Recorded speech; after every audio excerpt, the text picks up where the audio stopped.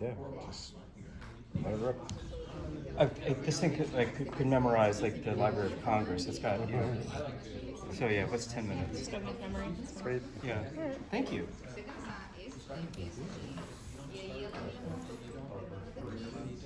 Como eu já tinha feito business administration, eu queria mais marketing. Mais o outro lado. Partnership.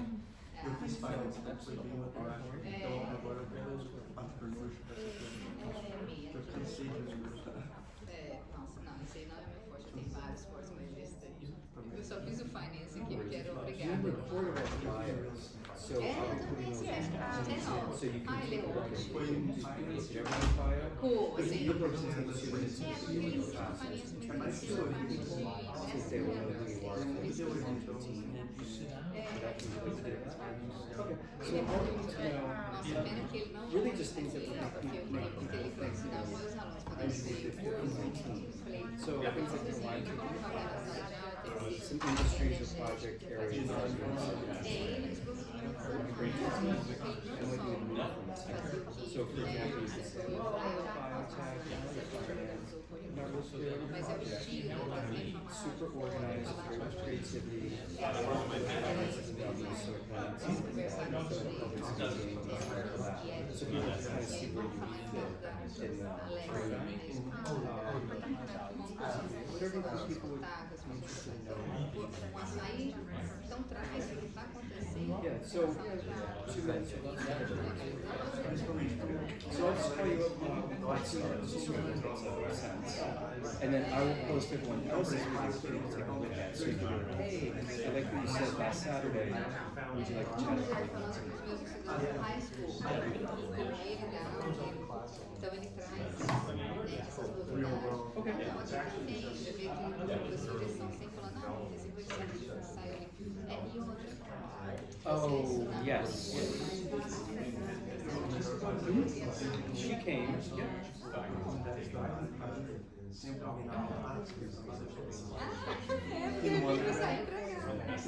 Yeah, she basically wants you to be able to dig down on your mutual fund to know exactly what's in it on a granular level. So it does sound like you would be on the same page with that. She was there on Saturday. I expect her to be here today. She baked all the muffins, which was really good. Yeah, she's a good baker. So because this is really the good time to start forming teams because once people start to get taken up, they might be we already have yeah. So if she piques your interest, there you go. We may have a teammate for you. And I have 3. Okay. We wouldn't have to. I already talked to him about the day. você vai participar da Really loves it. Eu que tenho que escrever, eles não me chamaram. Mas ele já fez isso.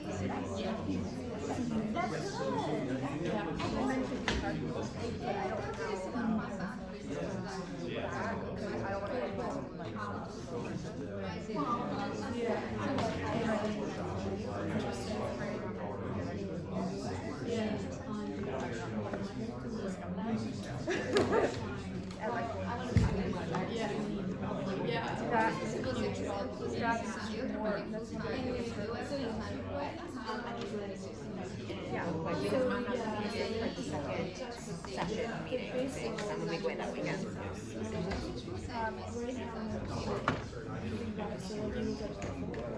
Yeah, because I told you I am not an organized person.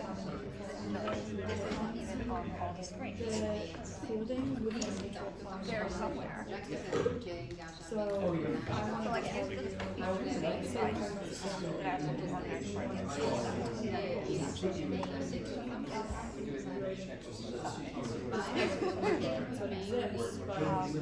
It's not like Você tem que sign up para eles mandarem, mas eu também mandei o link da página. yeah.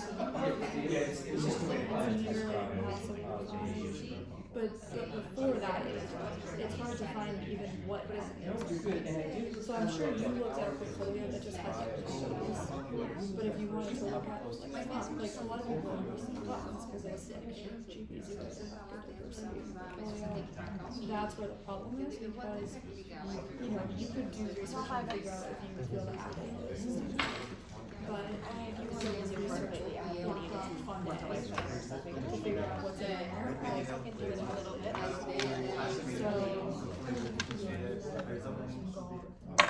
So, yeah, and I just think that it should be much easier to pull them. I should be a few more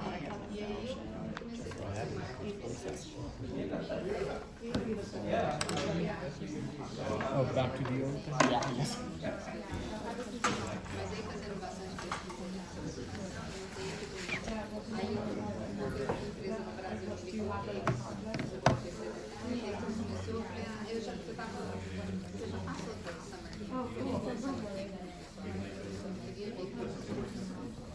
Então, é do dia 16 ao dia 18.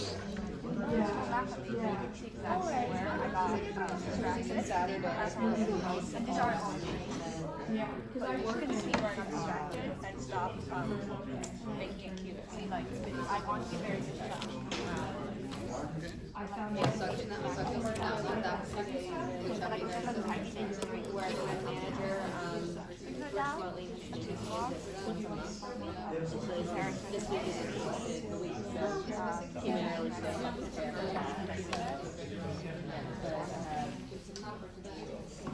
Meetings with her.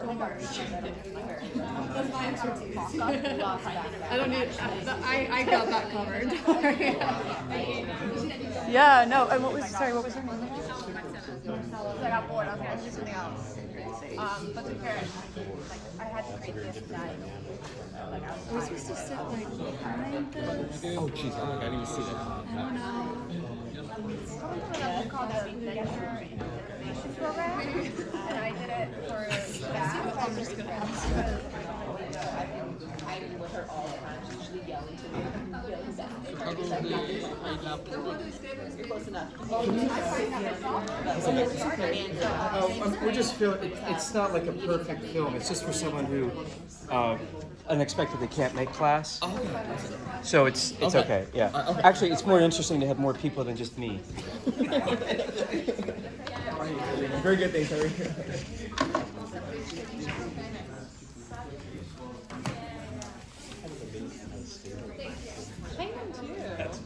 For the muffin.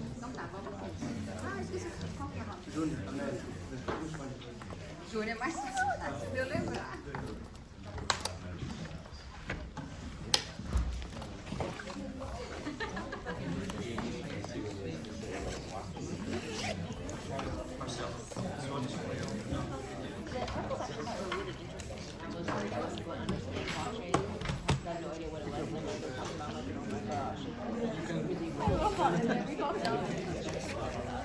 I forgot that was really tight. I think it could be like.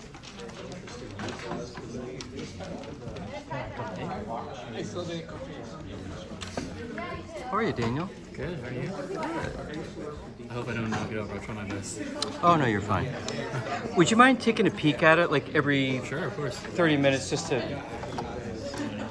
It kind of wobbles. I just don't want to get the student that I'm doing it for to get seasick. I'll try my best.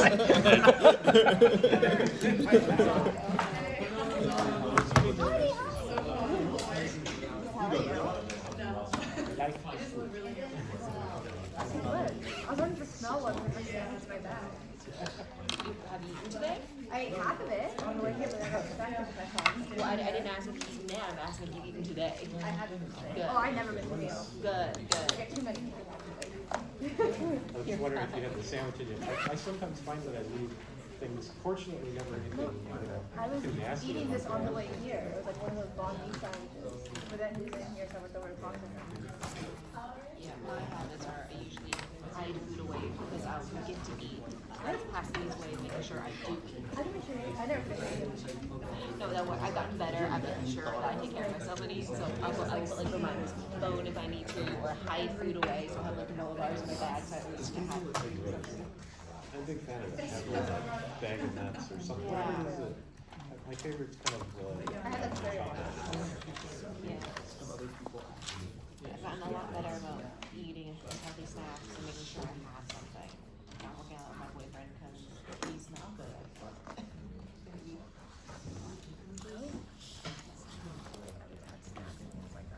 I was saying the other piece of this. There's two pieces that people commonly do. We're talking about blockchain. That's like Bitcoin. Yeah. They create like a lot of they kind of move that like very, very. Yeah, they kind of glossed over it. So the other half is the private blockchain, and that's where they didn't even use the term hyperledger. That's the term that they used. Distributed technology that they said that's what UTCC was very interested in. The thing that they're trying to specifically work on as part of the global mandate is because they're concerned with first settlement trade stock markets. So if you have a black swan,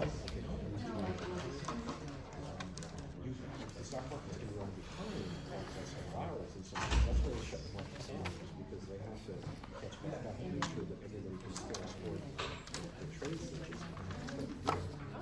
So what they're hoping to do is with blockchain. Hi, everybody. Thanks for, most of you came on Saturday, which was really great. I did actually videotape the people that were okay with being videotaped. So we do have a 1 hour, 15-minute video of everyone's 2 to 3 minute bio. I will be posting that. So if you're like, oh, what did that person have to say? You're welcome to redo the tape. We don't usually tape class, but I am taping tonight. One of our students unexpectedly wasn't able to make it, so I'm taping it for him. And Marcella was not able to make it to Saturday, but she did want to come up for just a few minutes and introduce herself and do the 2-minute bios so that we could get a sense of whether she would be a good fit for your team. Would you like to come up and say hello? Can I go from here? Or Yeah, sure, go ahead. Okay. Hi everyone, my name is Marcela Rojas. My background is environmental science. I am a contractor for a state agency. I'm not working this semester because of the last semester of my master's. And I'm good in research. That's pretty much what I do, research. Why do I take this class? Because I, first of all, want to learn everything related to entrepreneurship. I didn't really have much information about that. I have a couple friends that they have businesses, and I've been kind of helping them with some ideas, but I don't really know everything behind the innovation and entrepreneurship topics. And some of my weaknesses are, well, the main one is like sometimes I tend to overthink things. I don't know if it's a women thing or it's just only me. And related to the teams, what I can bring is I'm good doing research. I'm not really good with finance. Everything related to sustainable management, environment, water resources. I've been doing research for public health, drinking water, wastewater, so everything related to that. I took a class about sustainable finance, and so I was related to one of the projects because I did the research for that portfolio to see if it is really sustainable or not. I'm very enthusiastic, very open, and very adaptable. That's what me. Great, thank you. Okay, raise your hand if you've heard of the word blockchain before. And keep your hand up if you're not really sure what it is and how it works. Good, you're in the right spot. So everything here is going to be cumulative. We're not going to dig too much into the nuts and bolts of the technology. Imagine that I'm showing you how to drive a car and all the benefits of a car. We're only going to peek under the hood a little bit and say, okay, well, that's the catalytic converter and that's the, but we're not going to learn how to do an oil change. So don't worry about the super techie stuff. If there are any questions, just raise your hand in the middle because it's cumulative. So I actually designed the PowerPoint for pauses. So just raise your hand and be like, what was that? And I'm happy to back up. Also, please have your phones out because there's going to be 3 to 4 QR code opportunities. When a QR code comes up, just open up your phone to the photos. Don't take a picture of it, but you just open up the camera and then it'll grab the QR code and open it up in your browser. On Thursday, one of our students who took this class runs the Harvard Alumni Association, and she has David Schreier as a guest. He advises sovereign nations. He's advised the Federal Reserve. He's a super blockchain expert. He was at Davos. I'm going to be moderating the talk. He's going to be talking about his latest book, Trusted Data, where you're able to share data, and he's figured out a way where he can actually keep your anonymity. And that's the QR code for this one. It's going to be this Thursday from 6 to 9. I don't think it's going to be the full 3 hours. It is downtown at Work Bar. And this promo code will get you in for $5.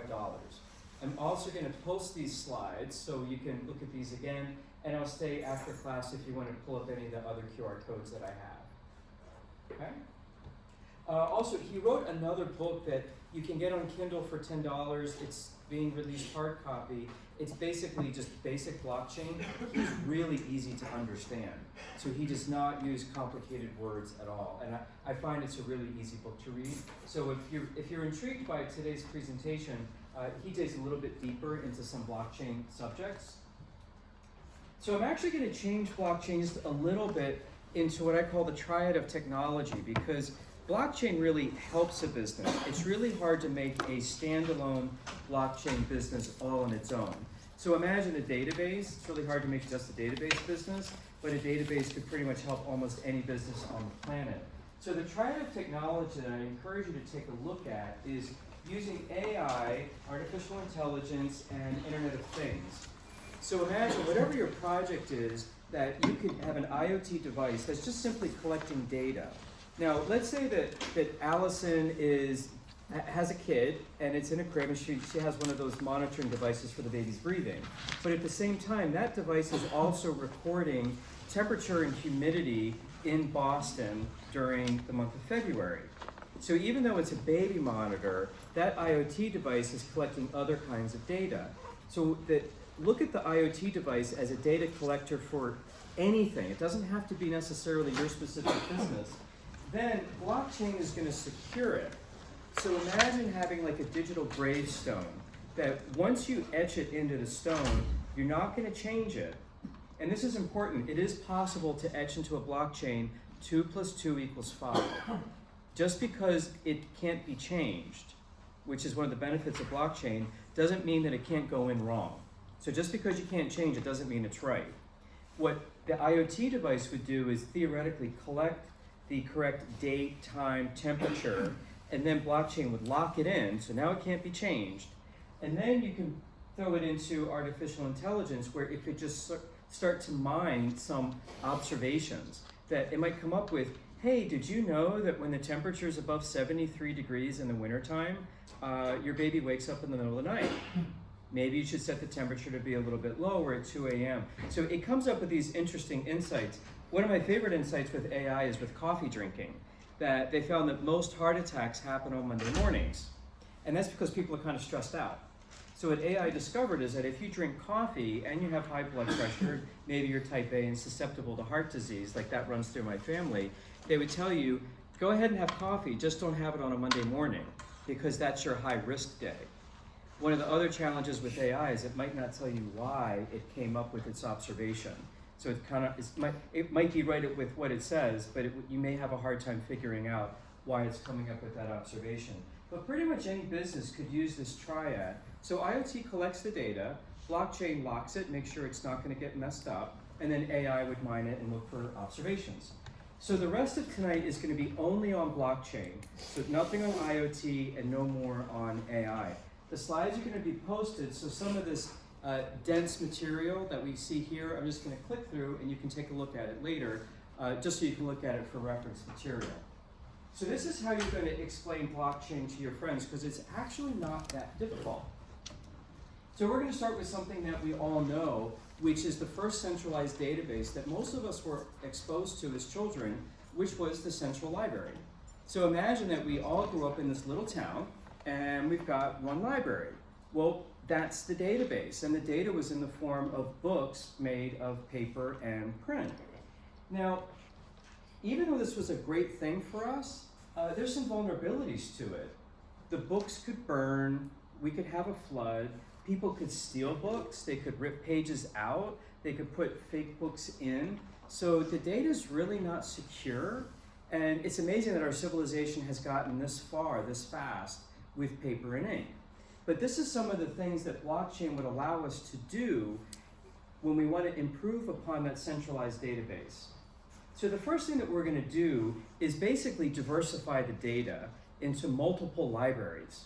So now we're going to have a library in the northeast of town, southwest, so if one burns, that's okay. If someone steals a book from one, that's okay. If someone rips a page out from one, that's okay, we have all of the others. Notice, does anyone notice what's missing now? What missed in the slide? We have branch libraries now, but what went away? The central. Yeah, there's no longer a central database. So humans have a hard time conceiving this. Like, oh, I don't really like that library. Well, let's just get the real truth and go to the main library. It doesn't exist anymore. So there is no more central, which we as humans have a hard time wrapping our head around. But now where blockchain gets interesting is, what if you started to connect the libraries? Now we are able to digitize them. So this is what makes a blockchain a blockchain. The first thing is that there is no central database, that it's all over the place. It's been decentralized. So in this example, we have 6. Now they're synchronized. So the minute a new book comes into library 1 in the Northeast, it's going to be transmitted electronically to all the other libraries. So they're all going to be the same, which brings us to number 3, that they're redundant. So going to the Northeast branch is going to be the same as going to all the other branches. Imagine that they've all become mirrors. So you don't need to go to any of them, the one is all the same. It's immutable, so now the books are no longer made out of paper and ink. Imagine that they're all made out of stone and they've been etched. So as much as you want to change them, so let's say Daniel comes in and goes, I know Michael wrote a stone that said 2 + 2 = 5. That's wrong. I'm going to change that to 2 + 2 = 4. He can do that, but we're going to see his scratches. So that's the one thing about blockchain. If you try to change something, we're going to know what you did. We're going to see that something happened. Number 5 is the original blockchain, which was a public blockchain, meaning it's transparent. Every book is available to anybody. So if Allison wants to take a look at the Bible, it's going to be there, and it's not going to be restricted from you. Or this is just the kids section and this is the adult section. It's transparent. We can access all the data. Now, where the last one changes is with what are called permission blockchains, where let's say now we're a hospital and we all work together. So let's say that Daniel is the patient and we're all healthcare providers. Now, Daniel might have some sensitive medical conditions that he doesn't want people to know about. Well, so what I'll do is I'm going to switch it. Daniel's going to be the doctor, I'm going to be the patient. So let's say I have HIV. Well, I don't want anyone to know that. What blockchain would actually allow us to do is that if Daniel is my infectious disease doctor, he gets all that data. He can see what's going on with all of my medications. But now Allison is my dentist. I don't want her to know all that. But Allison needs to know, does she need to be protected? So for example, what we would be able to do with my medical records is we wouldn't tell my dentist that I have HIV, but when she pulls up my medical records, it would say, you need to put on a face guard and you need to put on gloves and make sure that there's no liquid spillage or transfer. So she has no idea what I've got, but while you maintain my privacy, she could protect herself at the same time. So this is what a permission blockchain would do. Certain people have permission to see everything, and other people get on the just a need to know basis. Another one that actually becomes ridiculous is, imagine that I'm this super attractive 23-year-old female and everyone wants to date me.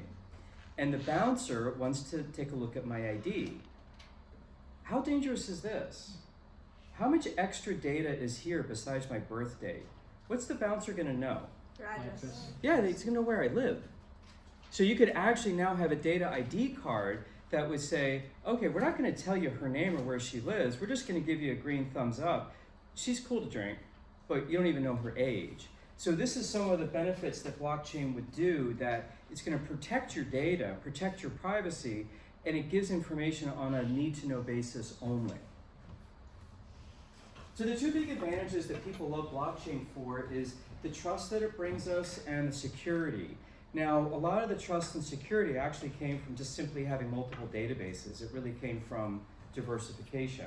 I will share with you the benefits of blockchain, as well as some of the negatives, and there's a lot. So blockchain is not the perfect thing, so I will be sharing the hype and also de-hyping it at the same time. So now we're gonna just lift up the hood just a little bit and show you where did blockchain get its name from. So this is block N, and there's basically two parts to it. One is all the identifying information to let you know that this is the block, like a serial number, and then information. So the list of transactions in here could be my birth certificate, and then the temperature in Boston today. So you can kind of throw anything into that block of data. It's almost just like a piece of paper.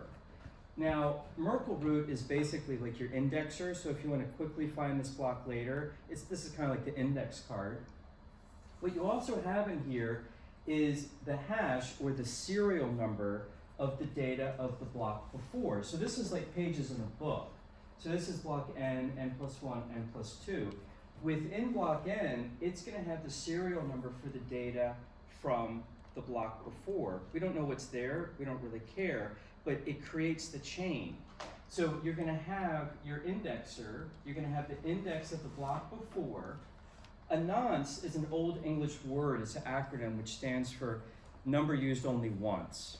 And when we hear about Bitcoin, which is kind of the accounting system, they use blockchain for their accounting system.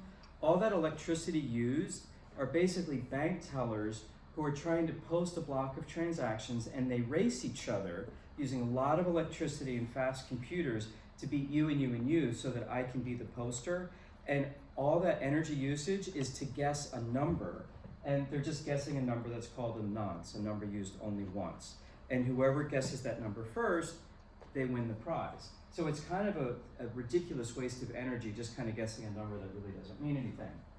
So this is the first block, and then let's say that we have another block of information tomorrow where I'll put on my high school diploma and maybe my blood pressure, put anything that you want. But notice now that we're gonna hash the block N, the one before it.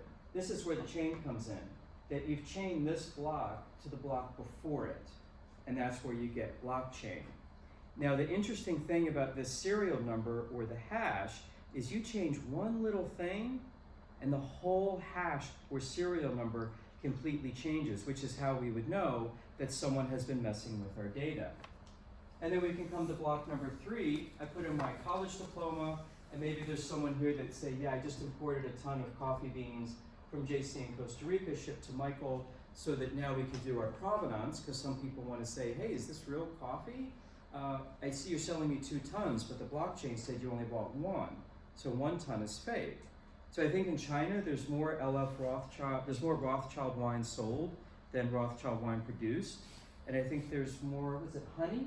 There's more honey sold than honey produced in the world, because they fake it with, I think it's just corn syrup and a dye. We have a TA in our blockchain class that's telling us that there's actually, all the real honey they say is out there, it's more than the world's supply. Yeah, this is how a hash works. You're gonna input some data, let's say Fox, and then you're gonna have a computer program that's gonna make your serial number, and this is what it comes out with. It's basically a serial number.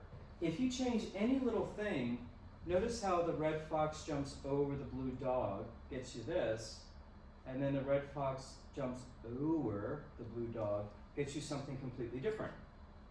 Now, if you want to play with this, you can go to exorbitant.com, and what blockchain uses on a popular level is the SHA-256 hash calculator. I typed in my name, I'm Michael McCarthy, and that's the hash. It's just a serial number. It's like a fingerprint, like a digital fingerprint. But you're actually supposed to spell my name capitalizing the second C. So when you do that, the hash is completely different. And this is how you can start to see if anyone tries to change any little thing, even a comma, then the hash will be completely different. And I just kind of look at it as a serial number or a fingerprint. You can look at this later, but basically with quantum computing, when this first came out, you were able to quickly verify that the hash was correct, and you couldn't go backwards. That's actually not true anymore. With quantum computing, this can be hacked, and this paragraph talks about this, but it still has value in showing that maybe I wrote a poem or a book, and I want to say that this is my book. The hash would change if someone tried to do something and plagiarize it, basically. So you would still be able to see the differences. So that's the basic of blockchain. So the block just holds the data, and we just chain it to the data before, and we get this time capsule. Now we move to tokens. Most people that I know use tokens the wrong way. There's a right way to use them, and there's a wrong way, and I'll show you both. So tokens are basically money for a specific use, and the analogy I like to use are gift cards. So gift cards are cool. If you have an Amazon gift card, that's practically a US dollar, because you can buy almost anything on Amazon these days. But with Barnes & Noble, you're confined to buying books. Any book you want, but you can't go out and buy a car with it. And that's pretty much how tokens work. So one of the most popular ones are utility tokens, which just gives you access to a product or service within that ecosystem. So think of a gift card for Amazon or CVS or Barnes & Noble or Abe & Louie's. It's money when you're there, but outside of it, it's kind of worthless. And the first token that I actually ever remember using was in college, and it was the laundromat token. You didn't just use quarters. You had to put quarters into a machine, and then you got a coin that looked like a coin, but it only worked for the washing machine. I never knew why they did that, but that was a utility token. That's exactly what a utility token does. Why people like it for blockchain? You can get paid faster, minimally. I mean, you can get paid faster other ways too. But the biggie that I found is that you can control how it gets spent. And there are not that many cases where you'd want to do that, but there are enough where you may want to have a token. We're actually going to have an example. You are going to give some limited autonomy to the recipient. And again, we'll show that example in a minute. And you can also receive these tokens if they're of value to you. So we're going to use a token example with e-learning. So I'm going to ask Julian to come up and pretend to be my nephew, and it's his birthday. Julian, would you come up, just stand next to me? And we'll give you a little encouragement. Happy birthday. So Julian's one of my favorite nephews, and what birthday do you want it to be? What year do you want to be? Make it up. 1995. 1985. Okay. So what I know about Julian, he's a good kid, but he likes cars. What's your favorite car? It's your birthday. Anything you want? All right, so Lamborghini. Lamborghini. Okay. Now I know. I would like to give him some money.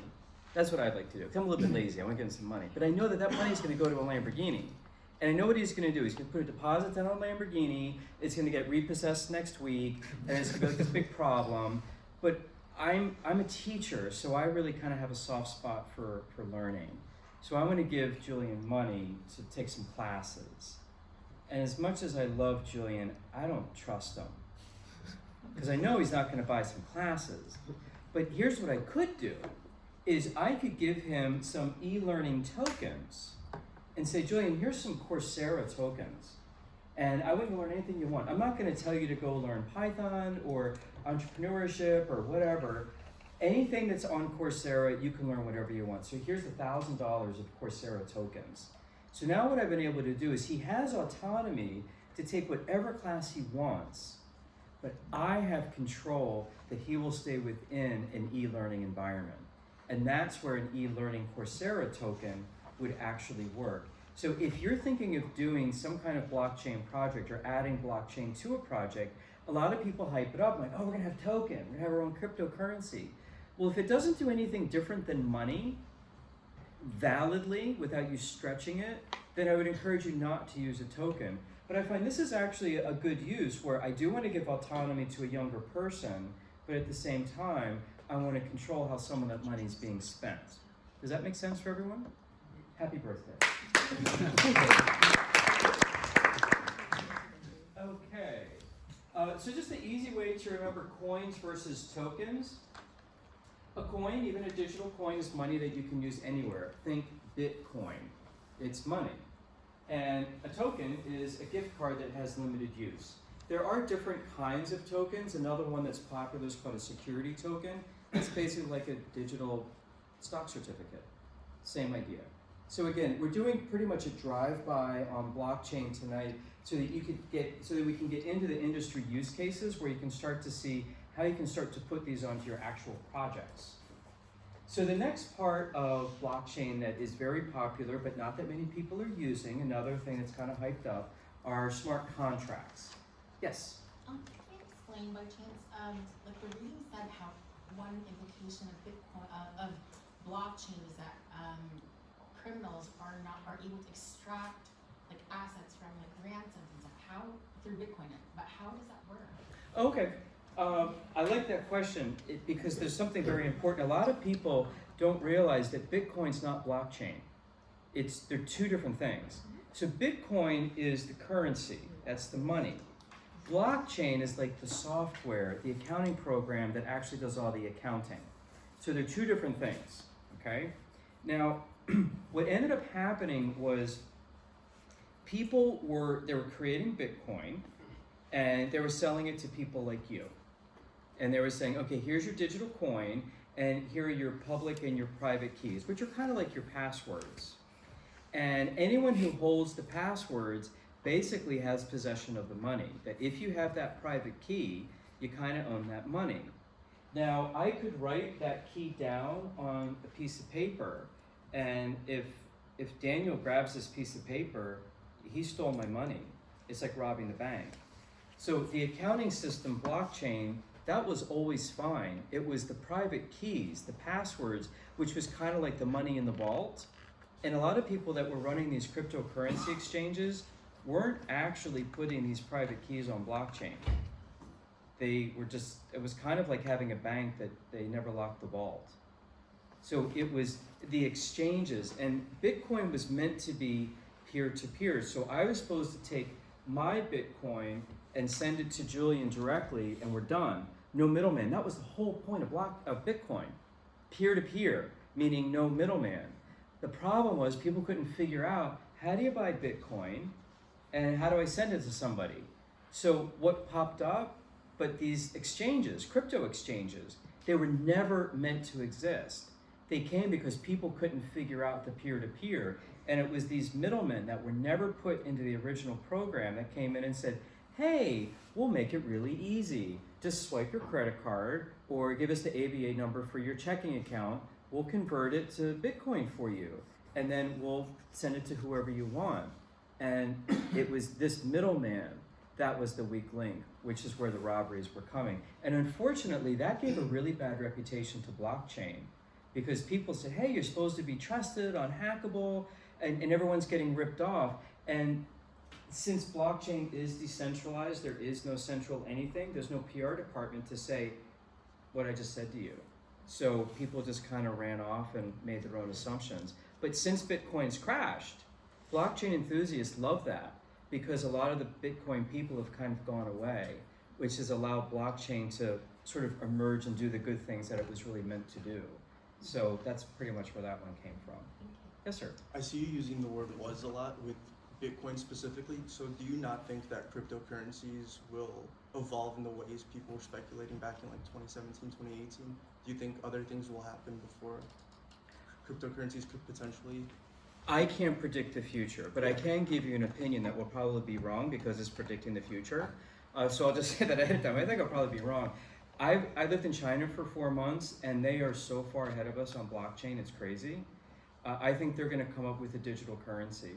And I think once you have a government backing a digital currency, then Bitcoin becomes irrelevant because you're not backed by a sovereign nation. That's just my opinion. And I'm not saying that I'm going to be right with that. Would you like to weigh in? Let me offer an alternative. A different perspective. Yeah. So governments are very concerned about cryptocurrencies because it has the potential to undermine their national goods. There are there are two congressmen in the U.S. Congress, one a Democrat, one a Republican. They jointly, which is unusual, right, work together. They jointly wrote the chairman of the Fed, and they said, as you know, the nature of money is changing, and we would suggest that you get in front of this because the whole Mark Zuckerberg introducing a potentially cryptocurrency on Facebook has the potential. He's got the scale, right? So he's got Facebook, he's got a global platform, and he's got the scale to quickly put a cryptocurrency up there. So I think cryptocurrency, I don't think it becomes irrelevant. I think it continues as an alternative, but there are 40 countries right now that are looking at digital currencies. So they're very concerned about this. Some of those countries, they keep pushing it out. Russia was supposed to launch the crypto ruble this year. And the beauty of a digital currency, so I'll make the distinction between a cryptocurrency and a digital currency. Digital currency is backed by a government, okay? Cryptocurrency, like I said, Bitcoin, right, is backed by nobody. It's a bunch of voluntary people that have come together. There are about 8,000 nodes. It changes, but there are about, right now, or at least a couple weeks ago, 8,000 nodes on the Bitcoin network. Those are like the bank tellers. Well, in each of those nodes, they each have a copy of the database, of the Bitcoin database, and they mine. When Michael was talking about the blocks and the knots and whatnot, they take a bunch of transactions that have come in. You know, I'll send you 2 Satoshi, right? Bitcoin are pretty expensive these days, and they're cheaper than they used to be. So I'll send you 2 Satoshi, right, to pay for something, and they get that transaction.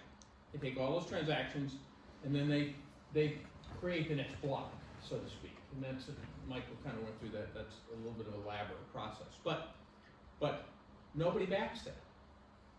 You know, nobody's behind that, right? So why is Bitcoin worth, what is it, $6,000 now? Maybe it's 7. I don't know. It's 9. 9. My data here. And the answer to that is because the market says that that's what it's worth, right? So there's the cryptocurrency, and I think those are going to continue. And I think that there'll be new entrants into that. There are many cryptocurrencies out there right now. There'll be new entrants into that market. Digital currencies, we're just on the forefront of those. So there may be 3 countries that have a digital currency right now. In Senegal, I believe they're trading on a digital currency that is underpinned by the French franc. Or underpinned now, well, the France is, so the franc is gone, so it's being underpinned by the French government somehow, and I don't quite know how. So I think both will proceed forward, and I think what's going to happen is government's going to regulate the cryptocurrencies. They have to. And we're seeing that now in the whole, I don't know if you're familiar with, you're probably not, so there's been a very open and free period here on creating new tokens, right? Doing what are called initial coin offerings. The SEC and other governments are now coming down very hard on that. And they're issuing large fines. You know, they issued a $24 million fine to one company because they consider these tokens a security, and you can't trade securities. The other place that's very active in cryptocurrency is Zug, Switzerland, and the court in Zug, Switzerland just took down a blockchain company, right? Because they were issuing these tokens, and they are considered to be securities, and so they decided that that was not consistent with their law. So cryptocurrencies, I think, are going to expand. Governments are going to regulate, and digital currencies are going to emerge.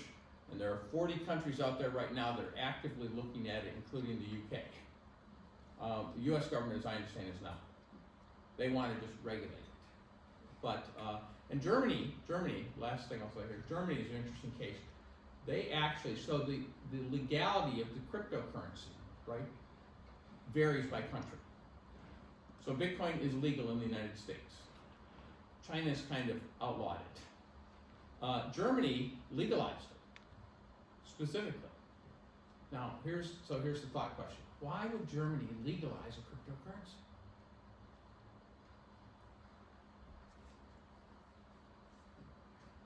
Think about it. Why would a country legalize cryptocurrency?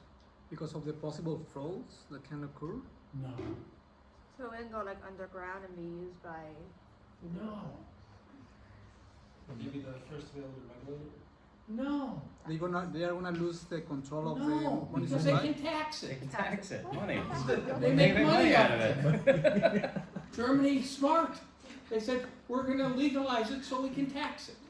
Right? Now, the other things you said might be true about fraud and whatnot, but what do governments do?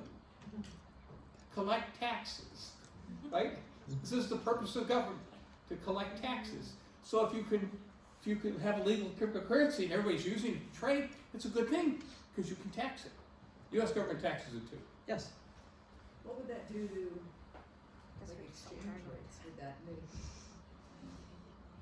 make different values across countries or if we're talking about creating some, global currency where Just because of the tax implication? not even the tax implication, just in general. Well, I used to be a currency trader, and you kind of have to, again, people predict you kind of have to wait to see what happens. When I was trading currencies, it was before the euro came out. And everyone was all freaked out that we're all going to lose our jobs because we couldn't trade the Swiss franc, the yen, the Deutschmark, etc. And when the euro came out, we just started trading the euro. And so the world actually didn't end. I personally think, and again, I'm just doing a prediction, I think that in our lifetime we will see a real big government doing digital currencies. My guess is that it would probably be China, because I didn't use any cash in China for the 4 months. It was a QR code on Alipay, and it worked perfectly. I believe that big governments are being very cautious about it, because if there's a glitch, I mean, that's a big mistake. So I think they're just waiting for the Bitcoin people to get all the bugs out, to let them fall on the sword, and then when everything is out, then they would go. Any Yeah, thoughts on so that? there's another token entity called a stable coin. And the stable coin is pegged to something. So Venezuela actually has a digital currency. They pegged their stable coin to oil reserves. Now there was a question, did they have the oil reserves to cover? Well, I mean, just say that was the problem. So some countries are pegging their digital currency to the US dollar. And so the minute you do that, right, now you're not all over the place fluctuating like Bitcoin is. You're pegged to a currency, and that's how it moves. And that's one of the concerns that people have with Bitcoin, is because it is so volatile in fluctuation. When I first got hired in China, they paid me in Ether. That's the Yeah. currency for Ethereum. And you have to wait for the currency to settle. So it was around 5 a.m. I got a text that they sent me about $5,000, and I was all excited. And I had to wait until I think it was around 8:30 in the morning before the funds were available, because you had to have the blocks. You had to have a couple blocks keep posting, so that my block behind here, they knew it wasn't going to get reversed. So they just wanted to make sure that no one was going to change it. It's kind of like waiting for the ink to dry in a digital fashion. And by the time that happened, which was about 3.5 hours later, the currency had dropped almost 20%. So what happened to me emotionally was, I'm not giving you $5,000 worth of work if I got like $4,000 in my account. And then I thought about them. Well, they gave me $5,000. That was the deal. They want $5,000 worth of value, and what would I be doing if it had gone the other way and I had $6,000? But my basic walk away was, I just remember saying, this isn't money. It just flew around too much. It wasn't a matter of hours. It wasn't like days or months. So the volatility was what made me say that, it's just not stable. So to Bill's point, stable coins became popular with people saying, yeah, we're backed by the US dollar. Problem with that one was people were like, did you really put $1 behind it? Or did you just say that? And so there's some issues with that. Like, are people actually backing it with what they're saying they're backing it with? I'll just make one other point here, because I think it's really important. And as you ask these good questions, right? So Bitcoin is in its infancy, and blockchain is in its infancy. Even though Bitcoin has been out there for 10, 12 years now, it's still very young. And the good news is that Bitcoin is a very successful experiment. right? It's worked. It's still around. So it's still around. It went from, no value whatsoever. I think the first Bitcoin, they bought 2 pizzas with 1 Bitcoin. Now that would be worth $9,000, went up as high as 20. It was the #1 performing asset of the last decade, even with all the up and the down. But it's in its infancy. It's in its infancy, but it has blockchain in general, and Mike is going to go through more stuff here, but if you take blockchain apart as an anatomy, right, it has many, many good concepts in it that really offer that fundamental value proposition, which is trust. So it supports that fundamental value proposition of trust. I can trust you. The second fundamental value proposition it offers is, as Michael said in the libraries, right, it reduces cost. So if you can increase trust and reduce costs simultaneously, you have something that's very important in the future. But it's in its infancy. So there are lots of issues that need to be worked out, right? As you raise the issue of, what about the fluctuation and the currency can devalue? And this is why the Fed and others are very concerned. So we're learning this over time as it emerges and these experiments take place. Bitcoin being an experiment, right? We're learning this, which means it's a rich field for innovation, okay, and experimentation by many people. But there are many problems that need to be worked out yet. So you guys probably could take any blockchain application and identify 10 areas where it needs to be improved. But just like the internet, this is where I'll end the analogy, just like the internet back, 25 years ago or whatnot? Who would put their credit card in the internet 25, 30 years ago? Nobody. You didn't trust it. Now, how many of you put your credit card in the internet today to a site to buy something? Very few of you. Yeah, you use PayPal, right? You got lots of ways. There are innovations that have come about over time, and who wants their credit card exposed? So just like the internet matured over time, right? And I'll bet every one of you uses the internet every day. I'll take odds on it, right? It's become a part of your life. So too, blockchain will emerge. And in fact, and then I'll leave it to you to counter this. In fact, I would argue blockchain may be the next operating system. Because blockchain offers something that the internet, they forgot to build trust into the internet, right? Have any of you gotten the email from Nigeria? Somebody died and I have a huge amount of money that I need. You got one of those too? Yeah, we're all getting them. We're all rich. Good for us. But somebody forgot to build trust into the internet, right? So people can do stuff like that. Blockchain solves many of those problems. So blockchain may in fact be the next operating system that sits on top of. I'm not going to get rid of the internet. I'm just going to put blockchain on top of the internet, right? And put a trusted layer in there that enforces trust. So, but my whole message here, the takeaway is blockchain is young. There's lots of things. It has lots of potential. And there's lots of issues that need to be resolved. And so don't throw it all out and say, oh, it doesn't do this, this, and this. People will invent things just like they did with the internet, right? Now you all put your credit card in there. There'll be a day when you all use blockchain, which sits as a layer on top of the internet. Yes. Go ahead, Michael, you take all these questions. Is there any constraint in terms of space? I mean, because the chain is gonna grow and grow over the time. You're getting into a detail which I'd like to answer, but I want to give you more features of blockchain so that you can know what it can do, and then get into use case studies so that you can apply them to your projects. So the whole point of tonight's lecture is so everyone who has a project could know how they can put blockchain into their project. So another feature of blockchain, and I will stay later to answer all the questions, okay? So the next feature is going to be smart contracts, which we've heard about, but a lot of people haven't figured out how to use them, because once you turn them on, you can't turn them off. Imagine just a series of if-then statements. We could do something really, really small that would not have a lot of risk to it, such as, let's say I'm a music maker and I have a song. If Daniel sends me 99 cents worth of Bitcoin, then I will send him the MP3 of the song, and we're done. That's it, simple transaction. But to do something like real estate, or to do transactions that are ongoing, using smart contracts, a lot of people are afraid to use smart contracts now for big dollar amounts and for ongoing transactions, because you can't stop it unless you put in circuit breakers. And the circuit breakers would be, if this goes, then I'm gonna have to approve a wire transfer. So let's say that if something happens and I'm gonna move money, then you can put in a circuit breaker that says, I'm not gonna release the money until I actually hit the button. So you could program that in. But they self-execute so that you don't have to be around.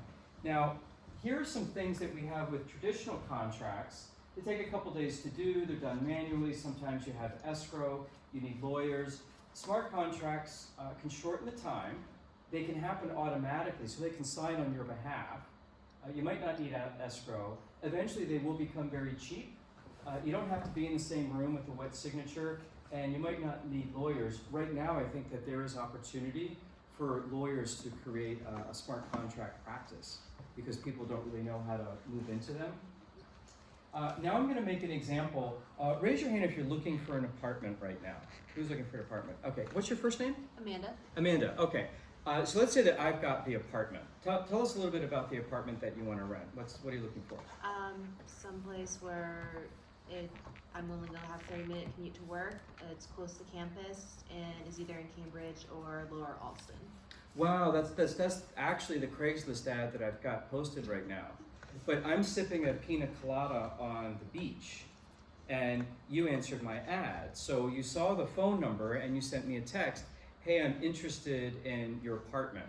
So what I do is I could send you a smart contract that says, just scan your credit card, and in exchange for that, I'm gonna text you the code to get into the apartment, so you can just walk in and take a look at it.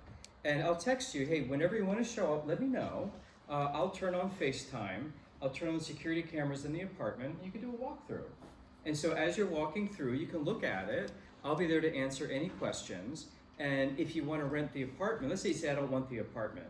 Well, you leave, and I change the code, and I watch you leave. But if you take the bag, I can say, I'm gonna charge you for that. And you're not gonna take it because I've got your credit card, I know what you look like, you're on camera, so I feel pretty safe about you coming into the apartment. But let's say that you wanna rent the apartment, so then I'll just send you the lease, and you sign it. Now, let's take away Boston real estate laws just for now, just to get the pure sense of how smart contracts would work, using if-then statements. If you send me $3,000 a month, then I won't change the 4-digit code to get into the apartment. But once your card expires or it gets declined, then the code would automatically change. Now, the reason I bring up this example is that smart contracts do not go over the underlying law of the jurisdiction that you're in. So if her baby's inside that apartment, or her cat or her dog, I'm not allowed as a landlord, because I've been that too, I cannot just change her passcode because she hasn't paid me. So your smart contract does have to incorporate local law, whatever that is. But you could use this for like a hotel room or like an Airbnb. But this is a way that I could do a smart contract where she feels safe, I feel safe, and once she gets the passcode to come into the apartment, she could also get a PIN code to turn off the cameras so that I can't be doing a peeping Tom and she can have her privacy. Does this make sense how a smart contract would work? So is the smart contract in essence another or simpler version of a Turing machine? Would it also, so for my background so would a smart contract in essence, like the if-then parameters for the outcome for a smart contract in a blockchain be like an example of like a Turing machine almost? It can be. A lot of people, I like to use if-then statements just because that's kind of how they started out, but you can get more complicated with them. But in my experience, a lot of people aren't using them for more than one-time transactions, not ongoing transactions like selling you the song. Yeah? In that case, who's in charge of making sure that the smart contract is filled, that you can trust it? So as the customer who is going to just check the apartment, and you're going to put credit card. What people are doing now with them that actually want to use them is that they keep doing fake transactions. Like I keep buying the song. Maybe I try to buy 100 songs at a time. Maybe I try to use a fake credit card or use PayPal or try to trip it up to like find a bug out of it. but right now there are not these large dollar amounts that are happening with it. So again, it's new technology, but it's not what new in a sense. I think they came about in 1994, the first smart contract. It's like over 20 years old. It just wasn't really popularized because people didn't know too much to do with it. But again, it's another thing that's kind of hyped up a little bit. A lot of people talk about smart contracts, but not that many people are actually using them. But I think one industry where you're probably going to start to see them would be in the music industry, because that would be a way for artists to protect their intellectual property as well as get rid of music labels. So there is a woman, Imogene, I forgot her last name, Imogene something. She's won some awards. She's pretty famous in the music side. She's very big on blockchain. She has her own concerts. What? Imogen? Yeah, But I forgot what her last name was. Yeah. Yeah, that's it, Imogen Heap. Yeah. So she has concerts in her, I think in her apartment, where like you buy a token and you pay her for the concert. So there's some interesting things that are happening with them. So here are a few industry applications, and some industries are taking off further and faster than other industries. Anyone that's interested in identification, you can take a look, just Google secure key or verified me, and that will start to give you some sense of how, if you wanted to do something with identification in your projects, you can use this as plug and play. And the basic idea, I met Verified Me at a hackathon at MIT 2 years ago. And what they're doing is they're working with Canadian banks. And the basic idea is that once you get into the bank, when you go through all the password in the face and all that stuff, once you're in, imagine that now you're in like this digital shopping mall. So I could walk over, everything's been verified, all my money is done. If I say, oh, I want to buy a BMW from the BMW guy, I could just say 320i with brown seats and a sunroof, click, and I've got my lease. I don't have to put in where I work or my address or my credit score, it's already done. Or I could come over here and go, oh, Patagonia, I want to get a winter coat, just pay cash for it. Click, I get it. So everything has been, it's like you swiped your credit card ahead of time and you just pick out whatever you want in the shopping mall. So that was the technology that Verified Me has come up with. And it just makes things really easier. Of course, it's going to make it easier for you to buy stuff. But the protocol they used was that you go to the bank first. And what I think you could do with this was a project that I had given to someone, is to create bidding wars for mortgages. So when you try to buy a house, you go to one mortgage company and fill out a whole bunch of stuff. But what if you could connect it with Verified Me and they have all that information done once, and I go, okay, I want a quote from Bank of America, Merrill Lynch, JP Morgan, and Countrywide.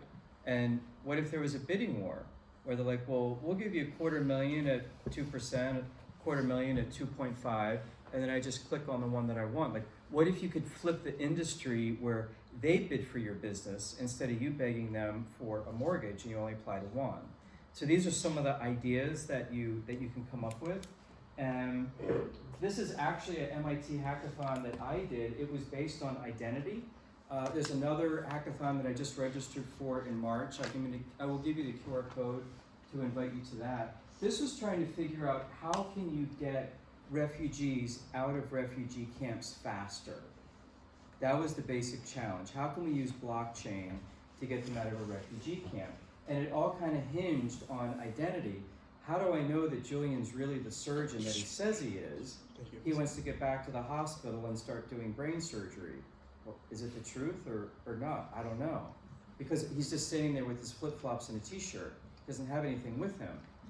So what we discovered during the hackathon, which was really cool because MIT is super collaborative, is that the ear is very similar to a fingerprint. It's not as good, but the cool thing about an ear is that we could actually take a picture of a large group of people and identify them. There's like 9 identifiers on the ear.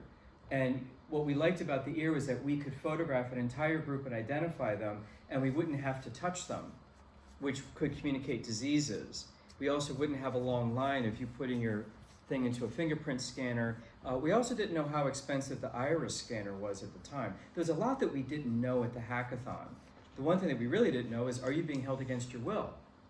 Are you safer in the refugee camp or safer out? So there were a lot of basic questions that we didn't know, but what we did discover and this is where our group fell apart, is we thought, what if we could get all of your important information, the college degree, the doctorate degree, onto the blockchain, and then when you become a refugee, do the EAR, which would link to your record. The thing is that we couldn't figure out how to incentivize people to put their stuff on the blockchain first, because no one ever plans on being a refugee. Anyone have an idea how we could incentivize people to put their stuff on the blockchain before they became a refugee? How would someone get you to put all of your information on a blockchain? Giving money. What? Money, okay. If you wanted a service or product, like if you wanted to buy something from like Amazon and you had to put in that information, it would exist already. Okay, yeah. Convenience? Yeah, something convenient. Think about now no one ever plans on being a refugee, but what sort of tragedies or bad events would you believe could happen to you today, tomorrow? Fire. Yes, fire. What else? Car accidents? What? Car accidents? Car accidents, yeah. What else?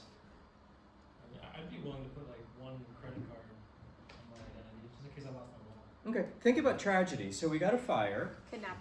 Kidnapping. Identity theft. Identity theft. These are all good things. So what we thought we could do is scare people and say, hey, you could have a fire, car accident, your kids are going to be lost, you could have a flood, someone could rob you. And then we thought, where could we easily, conveniently gather people's information? And we thought the phone company. So one of our positive links and weak links is that a lot of people in refugee camps actually do have phones. It's not like great iPhones, but if you could get people with a phone, with Verizon, what if you just said to someone, take pictures of all your information? Or just take a videotape of it and just kind of sweep the room with your data, and that goes to the phone company, and the phone company would put that information onto the blockchain. So that was where we wanted to do the hub later, thinking we're not going to get everybody, but where could we do like a massive sweep of a big group? So we thought the phone company, and we would say to you, hey, for $1 a month, or maybe free, just photograph your important documents and Verizon's going to hold it for you. Then when you become the refugee, or you have the fire or the flood or the robbery, you could get that data back. So that was one thing that we came up with, which is why I think going to hackathons are kind of cool, because you just kind of learn some interesting stuff. One thing that they are doing in a refugee camp in Jordan is they're giving people money, but they want to make sure that they don't get robbed. So what they ended up doing is that they put their money, their allocation to buy things on the blockchain, and it's linked to their iris scan. So they go into the deli or the food store at the refugee camp, and they buy a bunch of things. It scans their eye, deducts the balance, and then if he wants to rob me, he can't, because it was an iris scan. And when you're in a refugee camp, you might not have the ability to protect your cash. So that was how blockchain is being used in a refugee camp. Also, one way to get out of the camp is if you have a smartphone, it's a thing called microwork. You know when they ask you, when you're trying to identify yourself to log in something, and it says click on all the trees or all the crosswalks or the stop signs, it's someone actually sat there, a human, that said that's a stop sign, and that's called microwork. So people that are in refugee camps get paid a few dollars an hour, which is sort of going rate in a camp, where they can do micro work for Google or Microsoft. So that's a way that they can actually earn some money. Another way that blockchain is helpful is that it gets rid of some charities. So we always worry about how many cents on the dollar actually gets to the recipient. With blockchain, you could actually go to a school in whatever country, let's say a school that you like somewhere, and you could pay their electric bill directly. You would just get their information and just pay that bill. So you could use Venmo or something. So these are some of the ways that you can actually use blockchain to help people with poverty. Yeah. I know this is not relevant to refugees, but wouldn't it be really easy to steal someone's identity? Couldn't you just take a picture of someone's ear and steal their identity, really? Well, what they actually do with Verified Me is that they would do, it's a constellation of identification. So you would get fingerprint, you could get ear, you could get iris scan, but then they would start asking you questions. So you know the one about the street that you grew up on, a mother's maiden name? That's easy to hack, but they would ask you, what were the last 3 transactions you did on your credit card? So they ask you like these constellation of questions, and then through probability they figure out if you keep getting all these right, it probably is you. So it's not this one specific point, because we actually address that. You know, what if someone's impersonating somebody else, or a twin? But the ear isn't the greatest way to do it, because over time the ear actually grows. So, you know, I think when you're 60, old people have long ears. It's true. Yeah, it might be gravity. But the ear wasn't perfect. Neither is fingerprints either. This is the hackathon that I signed up for today. So it's also the MIT Bitcoin Expo. It's $25 to attend as a student. The hackathon's going to be free. I'm paying for that one. So feel free to join my team if you like to. I don't know what the challenge is, but typically they come in and say, here's the challenge, make this thing, and we have 2 days to figure something out. It doesn't necessarily have to be, you don't have to have any programming savvy. There's probably enough people at MIT that would have that on the team.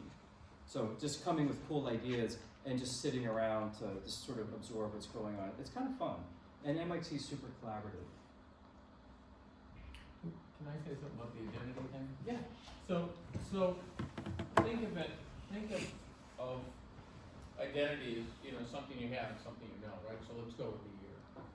So if I present and I want access to something, right? I've got my ear with me, okay?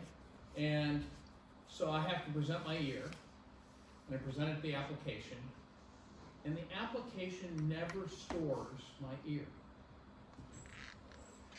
It digitizes my ear, okay? Takes a digital image, and it takes that and puts that through the SHA 256, that hash code, and creates a hash code, right? Now, anytime I present, it takes the digital image of my ear and compares it to that hash code. So the ear is never stored. The digital data about the ear is never stored anywhere. It's just put into an app. The hash code's created, and we store the code for you to access that. Now you have to present with something that creates that code, and as Michael showed you, right? That code, you change 1 bit in the data on the ear, it gives you a totally different code. So it's really hard to hack, because I have to present with the ear. Now when you put that together with something I know, you know, what street do you live on? Or that's probably too easy, right? Mm-hmm. You know, what was all the questions they asked you? Oh, like your first what was pet's the name name? of your first pet name, right? Brandy, yeah. Right, so Well, I that doesn't present work that with anymore, something y'all know I it. know out of my history. So I have something I have and something I know, and now I never store that either. I store the hash of that, right? So I'm not putting my data out there. What I'm doing is putting this code, and then I'm putting the hash codes out there, and then I have to provide the right information to generate the hash code. So that gives you, you know, right now you're storing your credit card number out there, right? Some organizations store your credit card number. Or has anybody had their DNA mapped? Yeah. How much money did they give you for that? My mom made me do it, so it's more like fear of my life. My mom made me do it. That's like really personal, right? And who? How do you know your DNA, wherever they're storing it, is safe, right? So what you want, which is what Apple does, right? Apple keeps your data in the phone. You go get a new phone, you got to re-enter all your data, right? Because Apple doesn't move the data out of the phone. It's your device, and it's locked up, right? Which makes it a little more secure. And so if you don't provide your data, if you use tokens, so your data is turned into a token, and the token gets exchanged. If somebody hacks it, guess what? You just throw that token away. It's not so easy to do, but you get rid of that token and you create a new token, right? But you haven't given your data away. And similarly with your biometrics, right? You don't want to give those away. You want to keep those secure and only give a representation of those away that then gets compared to. So I don't know if that makes you feel any better, but that's the way the security is moving. And that's one of the reasons that, again, I go back to my thesis here, blockchain is important in the future because it allows you to do these types of things and put them in that immutable, in a block that's immutable. So in other words, somebody can't come and just change it. Virtually impossible to change. So here's a way that you could. Unless you, well, let me go ahead.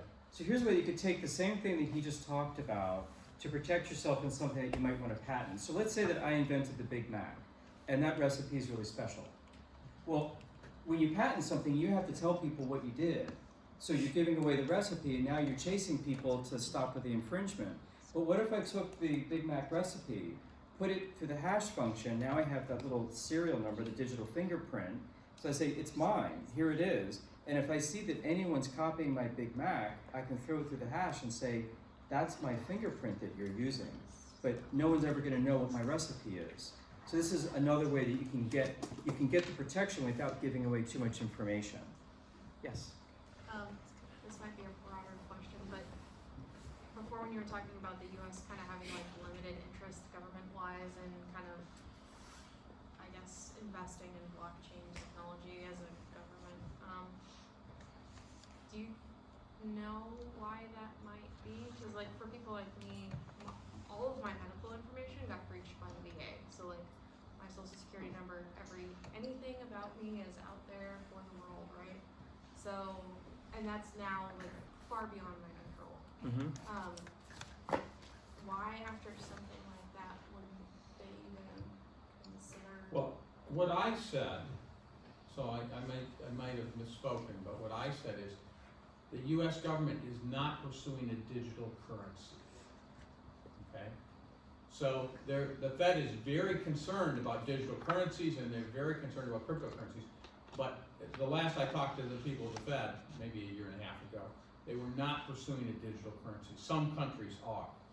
That doesn't mean that the U.S. is not interested in the application of blockchain technology in other areas.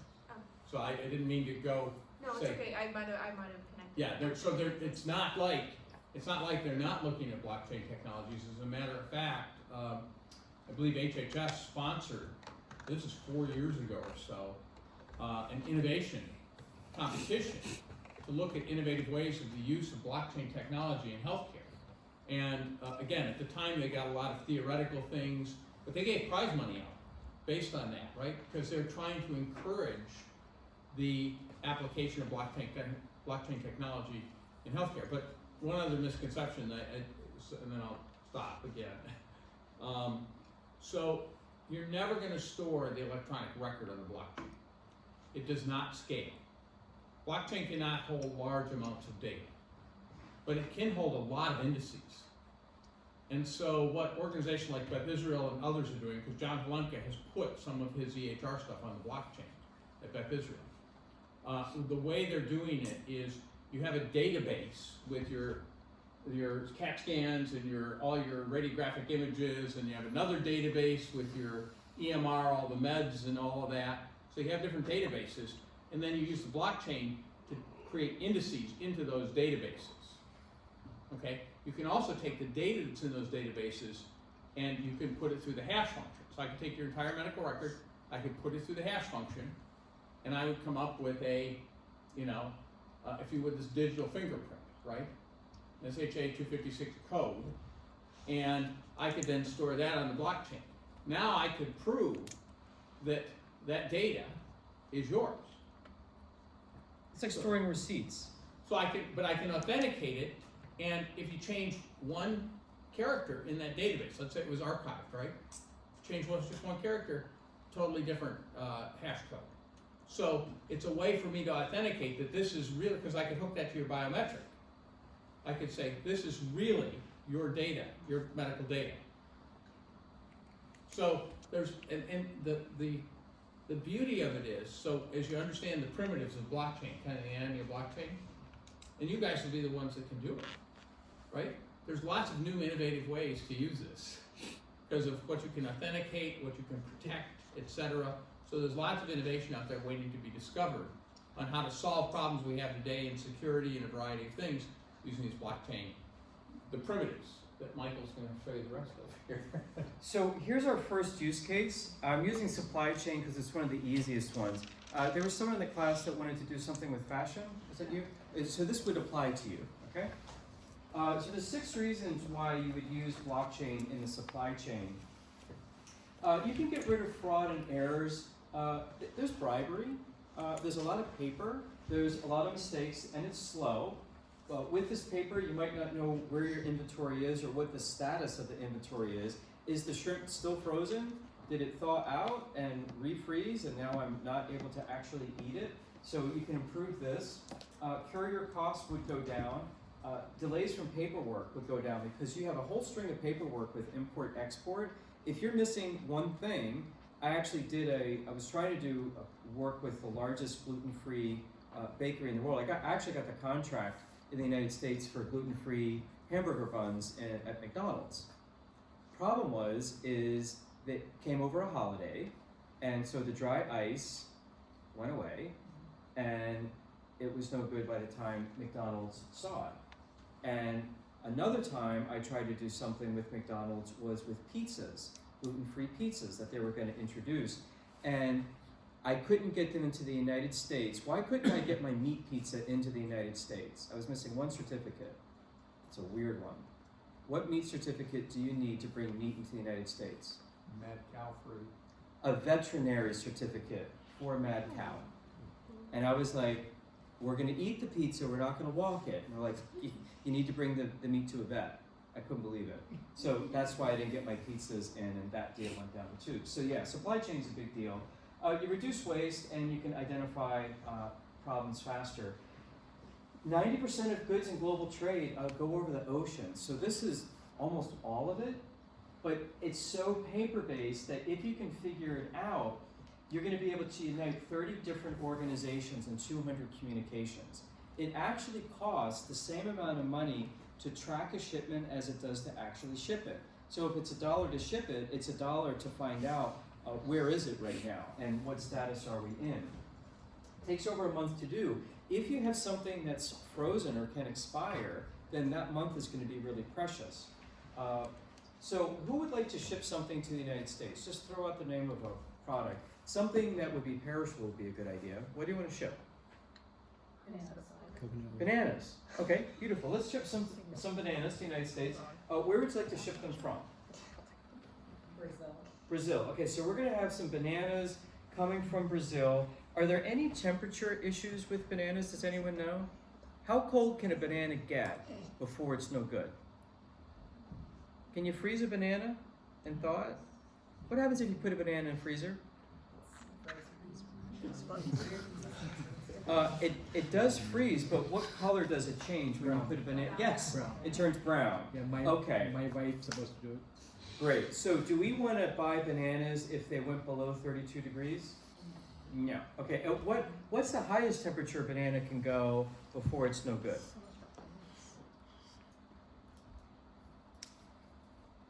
Brazil's kind of hot. 500 degrees? But I think we happen to put it in an oven. Gooey?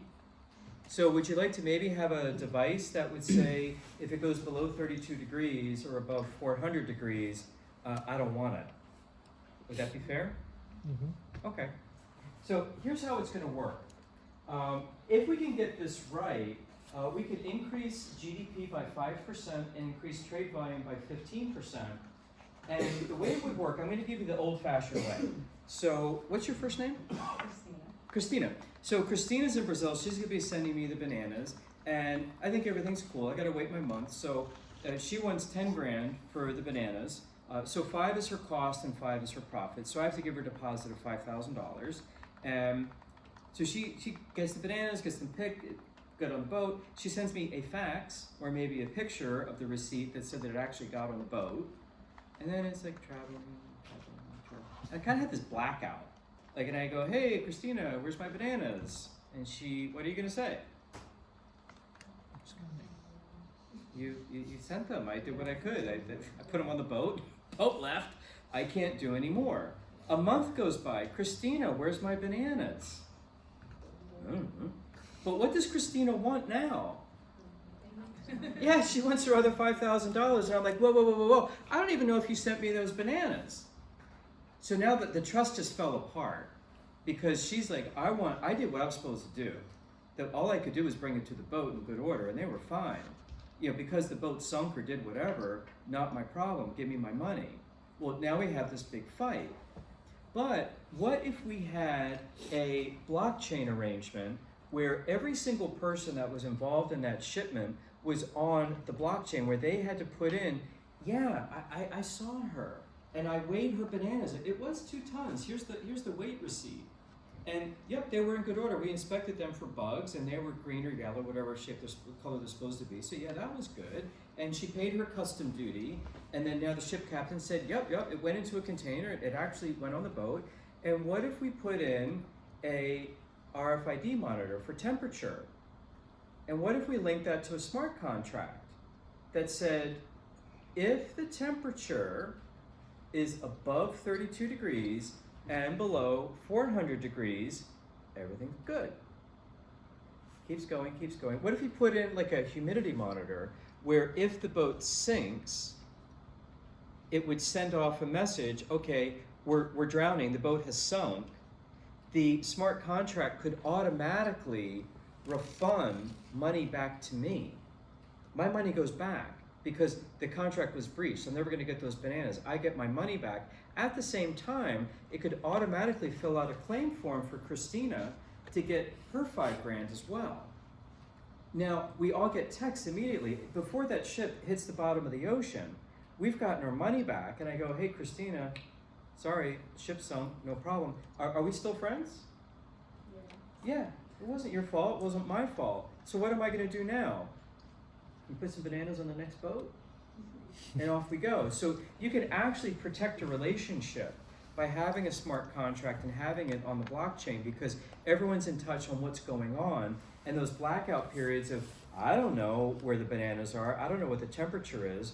Now, let's say that the ship didn't sink, but let's say that it got cold, it was wintertime, and a blizzard came by and the bananas froze. Same thing could happen. I still get my money back. Her insurance claim could go in, and I don't even have to go to the dock to unload those bananas. I'm just gonna say, look, you may as well turn the boat around now. I'm not coming to the dock in Boston to look at these frozen brown bananas. I already know their status. So I could get my money back and place an order while that boat's still on the ocean. So it just speeds everything up, but it also maintains the relationship, and we don't have a lawsuit. And maybe not everyone in the world is supplying bananas from Brazil. There's only so many people that could be my supplier. There's only so many people she can sell to. So it would preserve a relationship as well. So I like supply chain for blockchain. It's actually one of my favorite examples using it. So Michael, couldn't Yes. the same be achieved with existing technologies? Information database can achieve the same. You could. Still not fully sold on the idea of blockchain for this particular example. You could. Well, what about the smart contract? You could put some automation into the old. What if someone wants to lie? What if she says she puts in some fake bananas, or puts in some stones, and puts in half, or I'm trying to bribe somebody? The idea of having sensors could still exist. I mean, we have these smart sensors that can be from there. So you can have veins, you can have all these humidity sensors still available today. Mm-hmm. And that connects through the relational database. Mm-hmm. Bill? So a good example are blood diamonds. So blood diamonds are diamonds that are illegally obtained and entered into the supply chain. And blood diamonds have been a problem for a long time. There lots of bad things happen because of these and the money that is generated through them. I'm trying to recall this now, but I think we've got a video on it. Well, no. The specific stat. I think 90% of all diamonds are traded in Amsterdam, or 95% go through Amsterdam, right? And what people have done is they have found ways to introduce blood diamonds into the supply chain, right? So, and let me not. I'll use Michael's line here. I'll be very simple about this, right? There are many points in that supply chain, and people with bad intent have found ways to introduce blood diamonds into the supply chain. And then once they get in the supply chain, you can't distinguish them from other diamonds. Okay, blockchain has solved this problem. Now that's the use of contemporary technology, right? With contemporary databases and applications and whatnot, they couldn't solve the problem. But on the blockchain, they've done several things. So first, they've made it so the supply chain, you know, running off of you know, not just putting all the data in there, but putting the indices in there, right? There's a lot of traceability on the blockchain, and very difficult for these bad actors to introduce things into a database that is immutable or virtually immutable. Okay. Number two, they've actually taken the diamond. There are a certain number of parameters in the diamond. They can scan the diamond, and they can put the signature of that diamond, the digital signature, on the blockchain, right? So there's a hash code. So they scan the diamond, put the hash code in there. They can put that on the blockchain. Now I have the ability to validate every diamond, right? I can scan it with my phone or with a device, and if the scan that I get out of that, okay, doesn't match the hash code that's on the blockchain, that makes the diamond suspect. And they scan 40 characteristics of each diamond. Yeah. So contemporary technology was unable to solve this problem, but De Beers and others, and De Beers, I think, the largest diamond producer in the world, they have adopted the blockchain technology, and they've managed to get the blood diamonds out of, you know, the supply chain because of the characteristics, the immutability, this digital signature, et cetera, et cetera. So your question is an excellent question. I want to go back to the greatness of the question. The question you should always ask is, why can't we do this with existing technology, right? Because blockchain, you know, offers something unique, and if you can do it with existing technology, that's great. Do it. It's probably going to be, and today, because of the adoption of blockchain, probably going to be better. But in fact, there are some things that blockchain brings that other technologies don't. And so this immutability property, you know, this digital fingerprint of whether it's your medical records or whether it's the diamond or whether it's whatever, and the ability to check that, and somebody can't hack it. It's not easily hacked, right? So that fingerprint stays there, and I can check it against a public or a private database, depends on what you have. Those are very important properties, and the innovation comes by thinking those through. Where is blockchain needed, and where does it add unique value, and where does the contemporary technology solve it? And then the last point I'll make here is there are a set of applications that are emerging that are identified as blockchain inspired. So they use contemporary technology, not blockchain technology, but they take the concepts of blockchain, right, to do it. And so even the financial services industry that was going to use blockchain found that they could do all the things they needed with contemporary technology, but some of the concepts that exist in blockchain, they mimicked those in contemporary technology. They can't mimic all of them, but they mimicked enough of them to give them a high value solution. Remember, you're taking cost out, you're improving trust and reducing cost. They were able to mimic a high value solution by just emulating or being inspired by blockchain. So the question's a great question. You should ask it on everything Michael tells you. You should say, why do we need blockchain for this? We have a video on that And one some too. of them, there's a compelling reason, like the credentials, right? You put the credentials on, and you know, a doctor or a nurse or whatnot puts their credentials on. They're there forever. And right now, people have to be credentialed multiple. Any hospital you go to has credentialing in this country. You can put it there once, right? You as a doctor can put your credentials there once, where you went to med school, where you did your residency, all of those things. And because it's immutable, it can be trusted, right? And now every other hospital could, or you wouldn't put them there. The school you went to would put them there. Yeah, go ahead. Actually, that's my job. I do credentialing for dentists. Okay. So Great. this is something new to the dental world, but the medical world has been doing it. It's a program called CAQH, and it is going to be through either, like for dentists, it's through the Dental Association in America. So you go in, and one time you go in and put in all your information, all your schooling.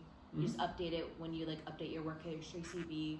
You put all your updated like credentialing documents, so your license, DEA, practice insurance, and it's just in there. And every 120 days, you just attest it saying nothing's changed, and then that is and then insurance companies will reach out to CAQH to get the credentialing information. So doctors, because credentialing takes for somewhere between 30 to 120 days to be approved by insurance company. Insurance company will reach out to CAQH. CAQH will say, yep, this doctor is approved, we verified everything, and the doctor will be approved within a day. So just. And it's a great use case. I wrote a blog post with I had the knowledge, and so I went to the #1 healthcare CIO blogger in the country, and we jointly wrote a post, and then Aetna called me. It was on credentialing. Aetna called, and they said, how's your project going? I wrote a blog post. I did research to do I don't write blog posts randomly, I do the research, I do some architecture, whatever, and they said, well, we'd like to hire you to do this blockchain. We have so many centers, in Aetna we have to credential all of our physicians. When is your project going to be done? I said, it's a blog post, right? So I could have had a sale with that. They had 3 guys on the phone, talking about, well, yeah, what's your ROI on this thing, right?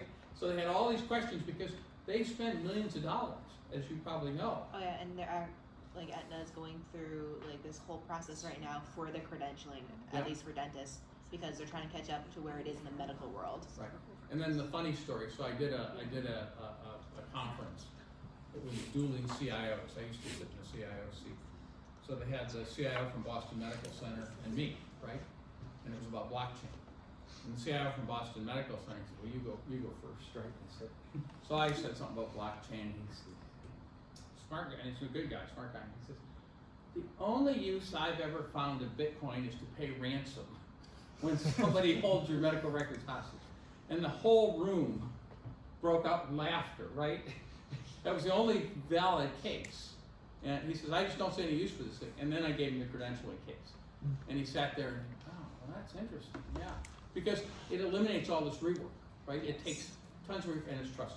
So I have a credentialing example of business I actually started with MIT in China, and there are 6 different income streams.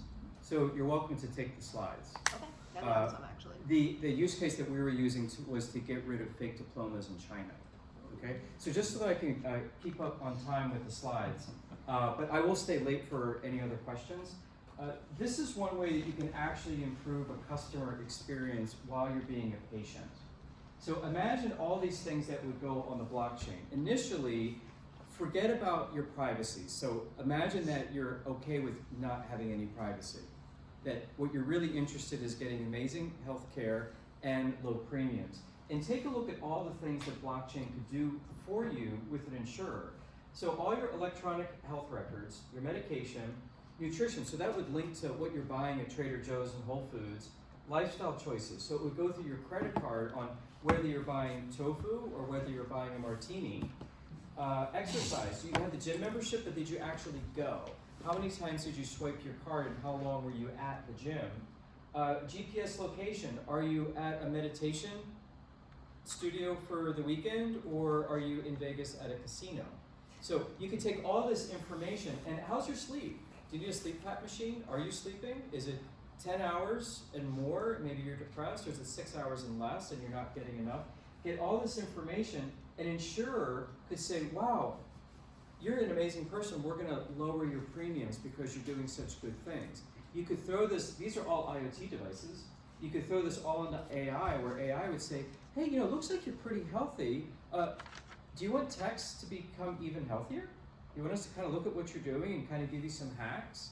And maybe if you say yes, it would say things like, why don't you go to yoga at night right before you sleep and you'll sleep better? And in the morning, you could go to work and then you wouldn't have as much traffic because you're going to work during rush hour. But what if you went to work and you got there when your brain is really fresh and then you did the yoga thing for relaxation? So it could actually do these really cool things. One of the issues with it is they know everything about you. Then a lot of people could have an objection to that. Yes? Isn't it really also discriminatory in a way? Like not everyone has access to those things or can afford those things. So Yes. how could we prevent that from being a factor? What I'm trying to share with you is the possibility that blockchain could do for people. So you are right with this. One of the biggest issues that I have, because I also teach AI, is that there are not a lot of women in artificial intelligence, and men are unintentionally or intentionally programming in bias. So like in the US, if you look at facial recognition, they're not very good at darker skin faces or Asian faces. But when you go to Asia, they're really good with Asian faces because they have a larger database to figure out, is that face the same or different? So by not having enough women in the AI space, that there's going to be unintentional bias. And as much as people want to be unbiased, humans are biased. We just kind of are. So I think that there really is a call for more women to be in the AI space. And you don't have to be a programmer. There's a lot of room for people that are just doing strategy. So I just put a little pitch in for the AI thing. But this is something that blockchain could do. Let's say you could also, this doesn't necessarily have to be just for a consumer. Let's say that you had someone who had a cancer diagnosis, or it was a child that was raised with some chronic disease. Maybe by having everything they're doing coming in and out of their body is actually going to be recorded, where AI could start to figure out, hey, you know, if you kind of stopped eating that food and started eating this one, or stopped that exercise and started this one, maybe you could help yourself out. I actually almost merged when I had a food company with a woman that was diagnosed with MS. And she found that by eating anti-inflammatory food, that her symptoms were reduced, and it just lengthened the time that she was gonna, you know, start to have some real issues. And so her food company was all about anti-inflammatory foods. So that would basically say to her, stop eating dairy because that's inflammatory, and start eating more fiber. So AI and blockchain blockchain could get that data, and AI could start to figure it out. But you're right, if people don't have the money or the smartphone or the money for the gym membership, again, people that have more money are gonna have more access to something like this, and it's a good point. So here's an interesting one where blockchain could actually save your life. So imagine that someone is a tourist. I'm going to use Julian again. So now he's older. And now Julian is, let's say, from Saudi Arabia. And all this is prescriptions were in Arabic. And he comes to New York City. He's on vacation. And he passes out, looks like a heart attack. He can't talk. He's got a phone with him. I'm the EMT. So I go over and I'm like, oh, okay, looks like a heart attack. Let's just give him an injection of something that usually works. But I don't know what medicines he's taking. So what if I kill him because it had a drug interaction? Well, we don't want to do that. But what blockchain could do is imagine now that when Julian goes to the CVS, let's say in Saudi Arabia, he agrees that all of his prescriptions are going to go onto the blockchain. But what he's taking actually doesn't go onto the blockchain. It would just be a receipt of it.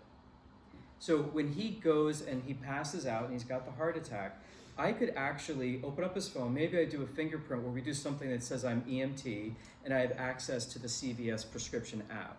So I can't see what medicine he's taking. So I don't know if he has HIV or herpes or something that you don't want people to know about. But what I could do is take his phone and I could scan the medicine that I want to give him. And without blockchain telling me what he's taking, it could just give me a thumbs up. Yeah, no drug interactions with what he's taking, and you don't know what he's taking, or thumbs down with a recommendation, because it knows what he's taking, give him drug C. So maybe it's the third choice because whatever he's taking won't allow him to take drug 1 or drug 2. We have to go with drug 3. So I could potentially save his life, but I haven't invaded his privacy. And we've gotten around language barriers and everything else. So this is another way that blockchain could have an application that would help you without invading your privacy. And this is the same thing as the dentist example, that let's say Allison says, okay, well, Michael needs a root canal. Well, that could be a bloody thing. We need to know what sort of garb does she need to put on, what sort of extra protection, without giving away exactly what my particular conditions are. So now we're actually going to get a little bit more into provenance specifically for you in the fashion thing. So this is drugs in Kenya. So I took a tough example with counterfeit drugs. Let's see if this comes up.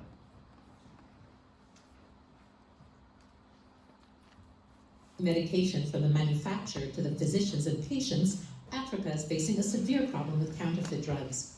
The costs associated with the use of counterfeit medicines to individuals, families, and health systems are staggering.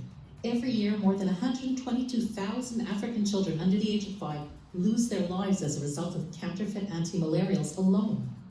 What if we could track trace, and authenticate the drugs at each stage of their journey, from the pharma company all the way to the patient. That's exactly what researchers at the IBM lab in Haifa, Israel are doing. We're using blockchain technology to introduce traceability and trackability into the supply chain. Using blockchain, we can make sure there's a verifiable provenance of what is delivered, by whom, to whom, when, and where. Within the pharma supply chain, we're setting up a trusted network that allows the different parties to store information, knowing that only authorized members can see it, and the information can't be altered once it's been entered.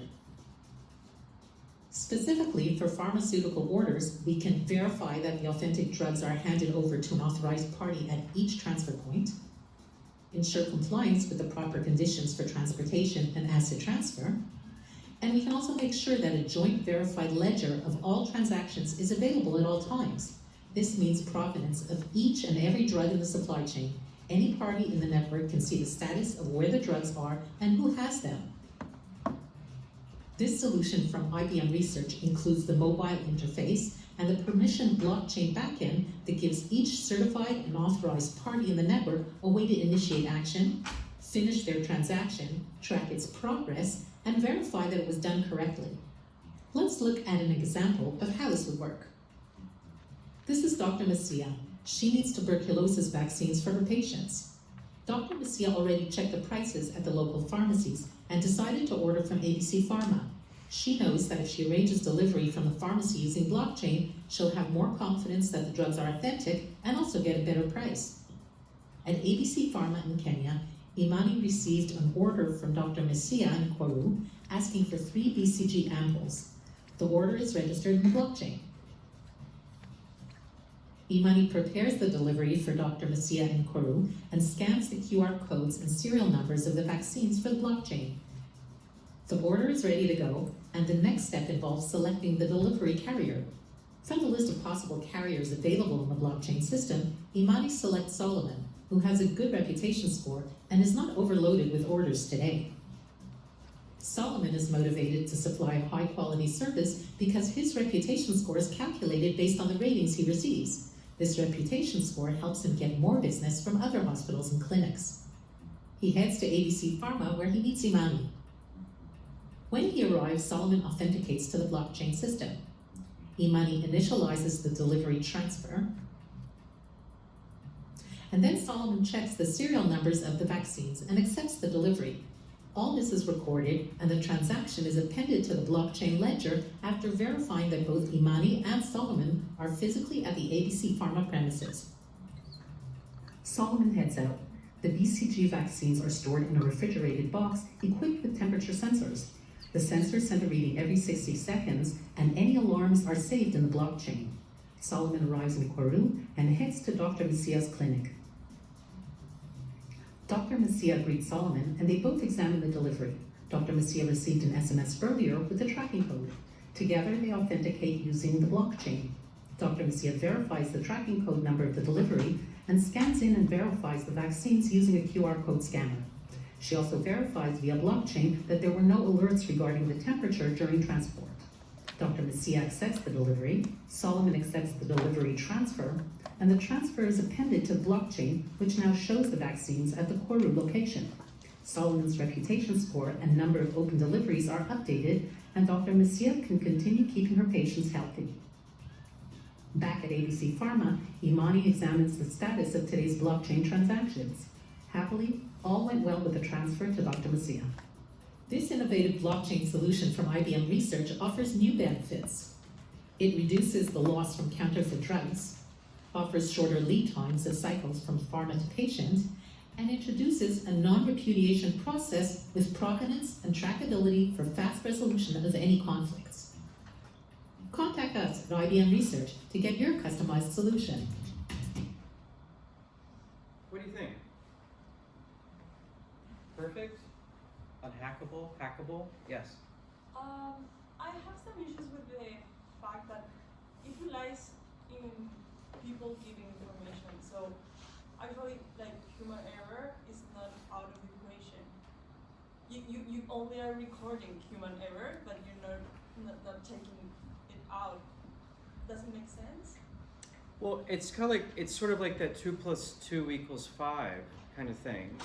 So did we sort of make the assumption that they put the TB vaccine in the frozen box? Could it have been apples?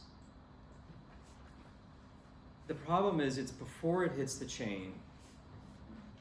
That's where, if you're going to do a project, is what I'd encourage you to do is think of who has an incentive to make sure that the stuff goes into the blockchain honestly to begin with.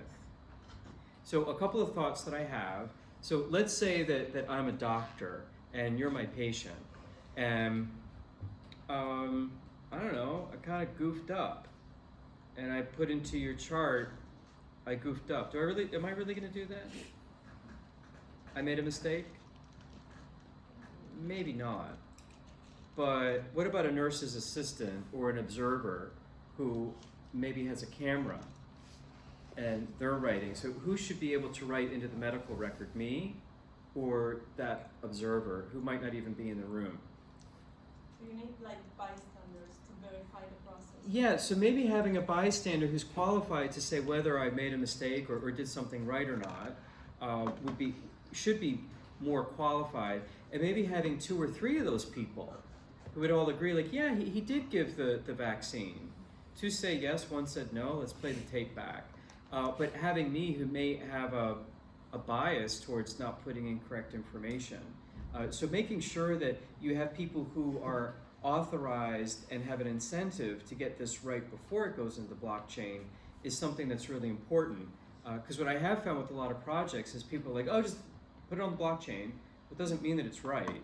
So what I've found that where people lack on blockchain projects is making sure that the data is good before it goes in. And I just try to think of, where are people just making innocent mistakes because they're sloppy, or they have bad intentions and they're trying to do bad things. And if you can solve for those 2, then I think you're off to a solid footing. Yes? I like the idea of a sealable box you can track. I didn't really get how that solved the problem of injecting fake drugs.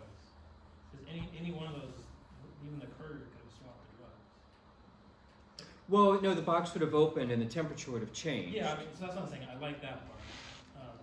But you could do that now, right? Well, to your point, if you had collusion, so let's say that you're the courier and I'm the doctor and this is the patient. I'm kind of making the assumption, I don't know if you are, that we're kind of guaranteeing that the patient's going to get the right drug.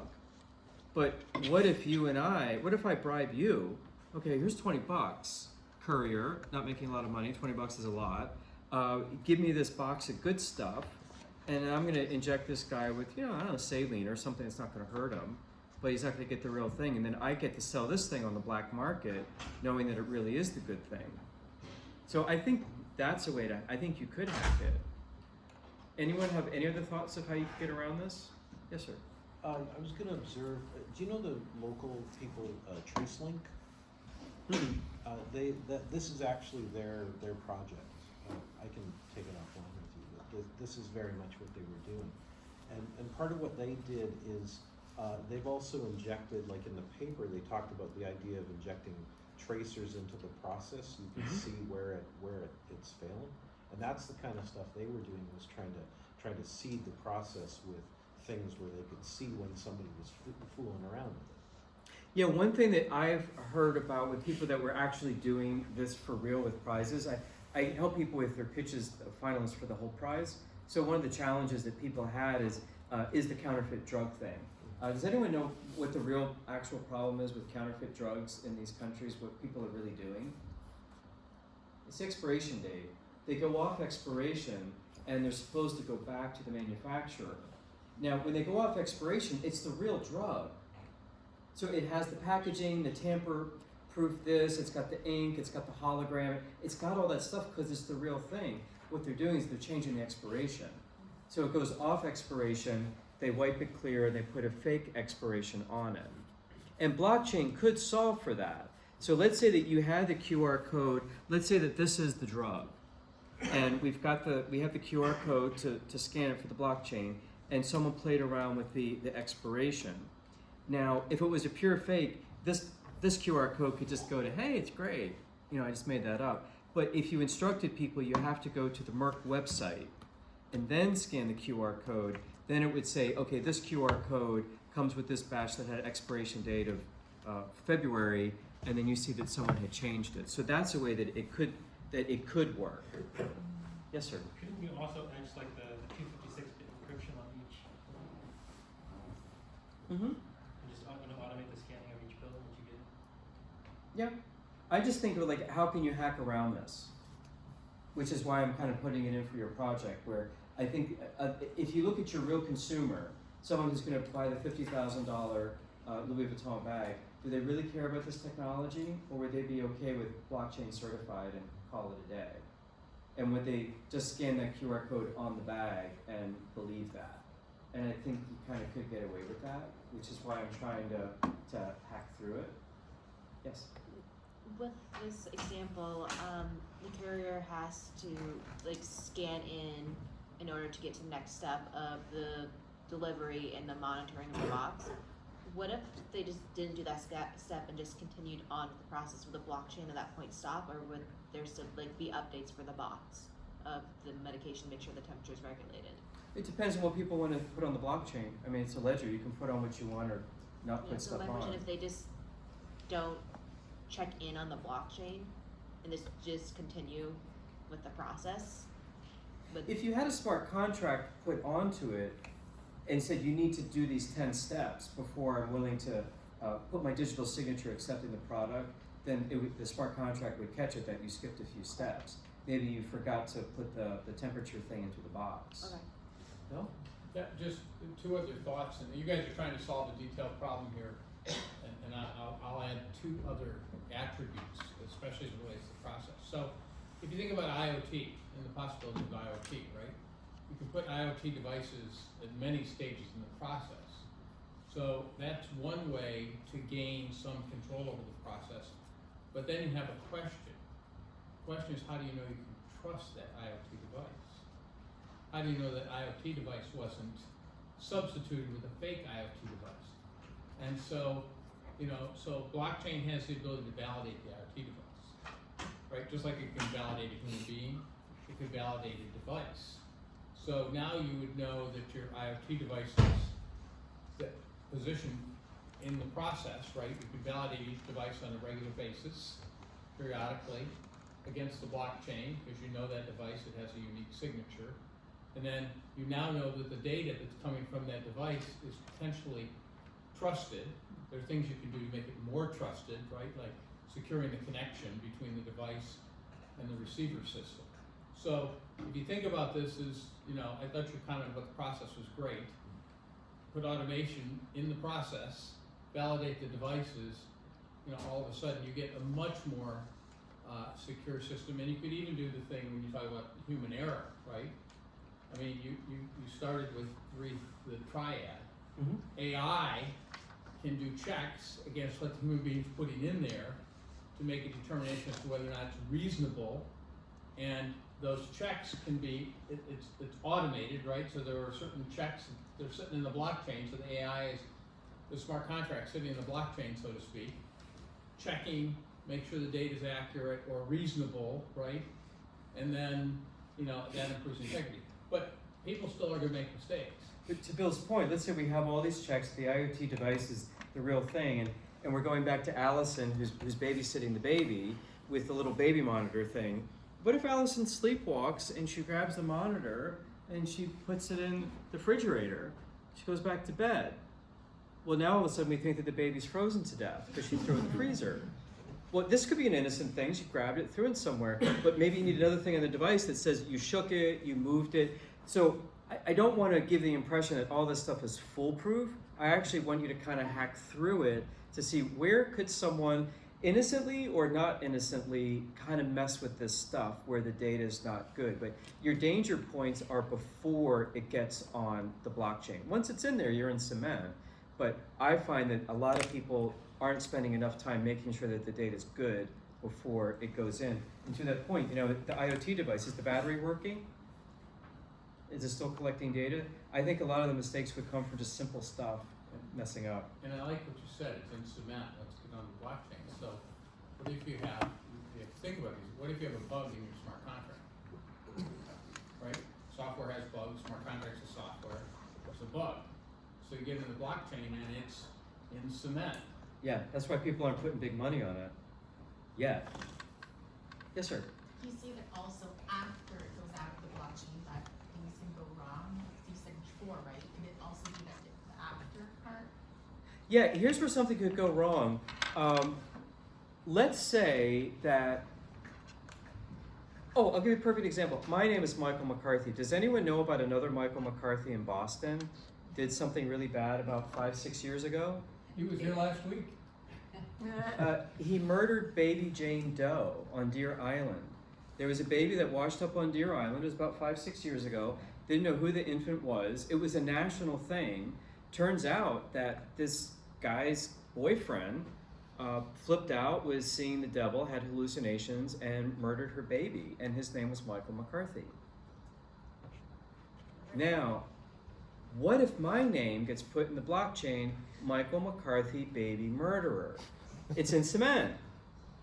Now, where do I go? You can't change it. Now, what if I go, hey, that wasn't me?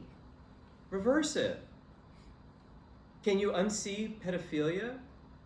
Rapist? I mean, there's some really charged words you can attach to people. And what if a judge, what do you do with a judge? This is like new territory. What if a judge says, hey, that data's wrong about her? You're destroying her reputation. You got to change it. What if she changed her name because she got a divorce and the blockchain didn't catch up to it? So again, you get into this new stuff that you really need to be really careful before you stick stuff in there, because it really is there forever. It literally is that digital stone. Anybody know GDPR? Yeah. So who tells somebody what GDPR is? It's like a law in Europe where if your data's on the internet, you should have the right to remove it. Right to be forgotten. Right to be forgotten, and it's European law. So how does blockchain deal with the legal requirements of GDPR? The General Data Protection Regulation, which says you have the right to be forgotten, and it gives you some other rights too as a user, right? So you can ponder that. And Sandy Pentland at MIT helped create some of the GDPR regulations. There's a Cio Symposium that he goes to. He's a great guy. He's very easy to understand. I encourage you to go to that symposium. It's called CIO. And he said we can't comply with it.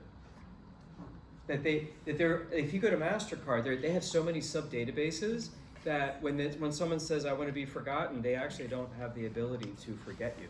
Yes? I negotiated IT contracts for the school, and we are not in compliance even.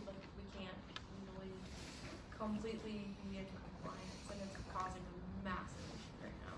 Yeah, so I think there's an interesting project which would be, I'm calling it snowflake data. Like, what if you could snowflake a little piece of data that when you say, hey, I want you to forget that I bought that pink sweater, I keep getting pop-up ads for pink sweaters, that little snowflake could track into all the databases that it's flown around to. That could be an interesting project. Yes? I just have a question about the time authority. Let's say you have a network of computers hosting a blockchain. Mm-hmm. What if two try to change it in different manners at the same time? That gets covered without getting too super technical. You could actually have two blocks of data confirmed at the same time, and then what ends up happening is that you wait for the longest block. Whoever is the longest block is the winner, and they go reverse the block before. So that's why they wait before they give you your money, because what was confirmed in a block might get reversed because of that. If they're different, the longest chain gets authority. The longest chain wins. Yeah, so I actually have an under the hood lecture that I do for the blockchain class on how that one goes, but it ends up being, if two people win the race at the same time, it's the longest block that keeps winning, and then you have to reverse that old one. And that's how people can actually try to commit some fraud. It's hard to do, but technically it's possible. This is Everledger. This is the lady with the diamonds, and look at what she's doing on a platform basis, where you could actually not just do diamonds, but you could do almost anything. So again, this is going to be back to the project that wanted to do luxury goods and Provenance. What is it about diamonds? An eternal symbol of love, commitment, and trust. Diamonds. 3 billion years in the making, formed through the pressure of time and transformed with the eruption of volcanoes in the mantle of Earth's core. And as I said yesterday, a 130-year-old industry boasting an incredible set of numbers. Rough diamonds are mined annually at $15 billion. And of course, as they run through the process of the supply chain, they're transformed into $72 billion in retail sales. But how can we trust diamonds? International headlines are plagued with stories of fraud, document tampering, synthetic stones, black markets, and conflict stones. The romance that we had with the industry is seriously compromised. And so we've got to think about what went wrong. What's the system that was in place or wasn't in place that enabled this to happen? What broke? And currently, there's a lack of visibility along the supply chain. We're unable to really source provenance from its core through to the retail network. But let's think about what provenance means. It's the history of something. It's the origin.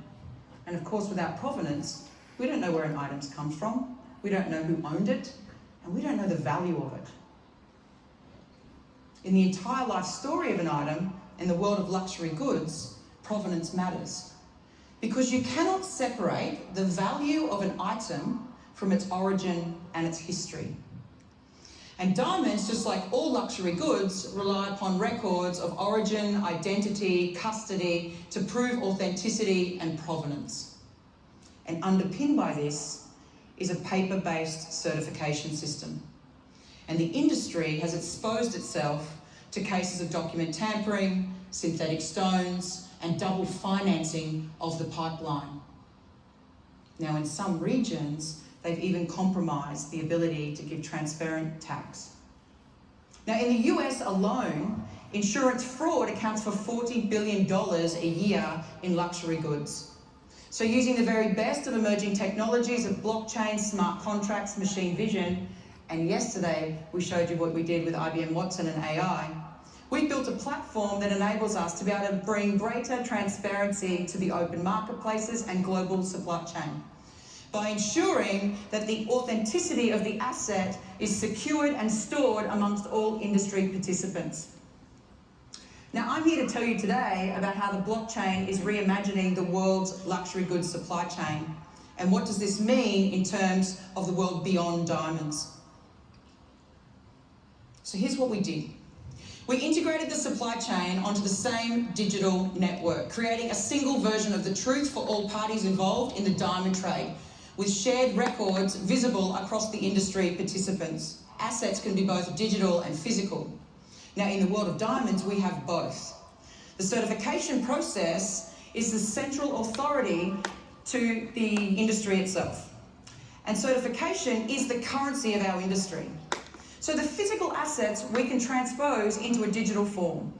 Taking the digital incarnation of the object as well as the laser inscription, we're able to put 40 metadata points and the link to the girdle on the stone into the blockchain. Now, once the asset is uploaded into the chain, the record is permanent and cannot be changed. It becomes the object identity. And the digital record now becomes proof of authenticity, relied upon by multiple stakeholders across the supply chain to prove provenance. Now, we started with diamonds and we brought the technology forward to a once opaque industry. And this marketplace today resides on the Everledger network with 1.2 million diamonds secured on the blockchain. We know that within the next number of years, that number will go from 1.2 to around 15 million. Now, if we can accomplish this in the world of luxury goods with the highest problems in fraud and theft and trafficking, there's no telling how far we can go. Now, just like Amazon started with books, Everledger began with diamonds. But we have the opportunity to reshape technology and bring together the very best on a global network. And of course, at the very core of where we've come from, what's really important is around the pillars of trust, transparency, and sustainability. And all thanks to bringing together the technology. Now, I've been speaking over the last day or so about the story of diamonds, the story of provenance, what does it mean? But what I've not shared with anybody is the story of Everledger. So I did say 2 years ago, we wrote on the back of a napkin and we imagined what the world might do when we brought provenance and transparency to important asset and items.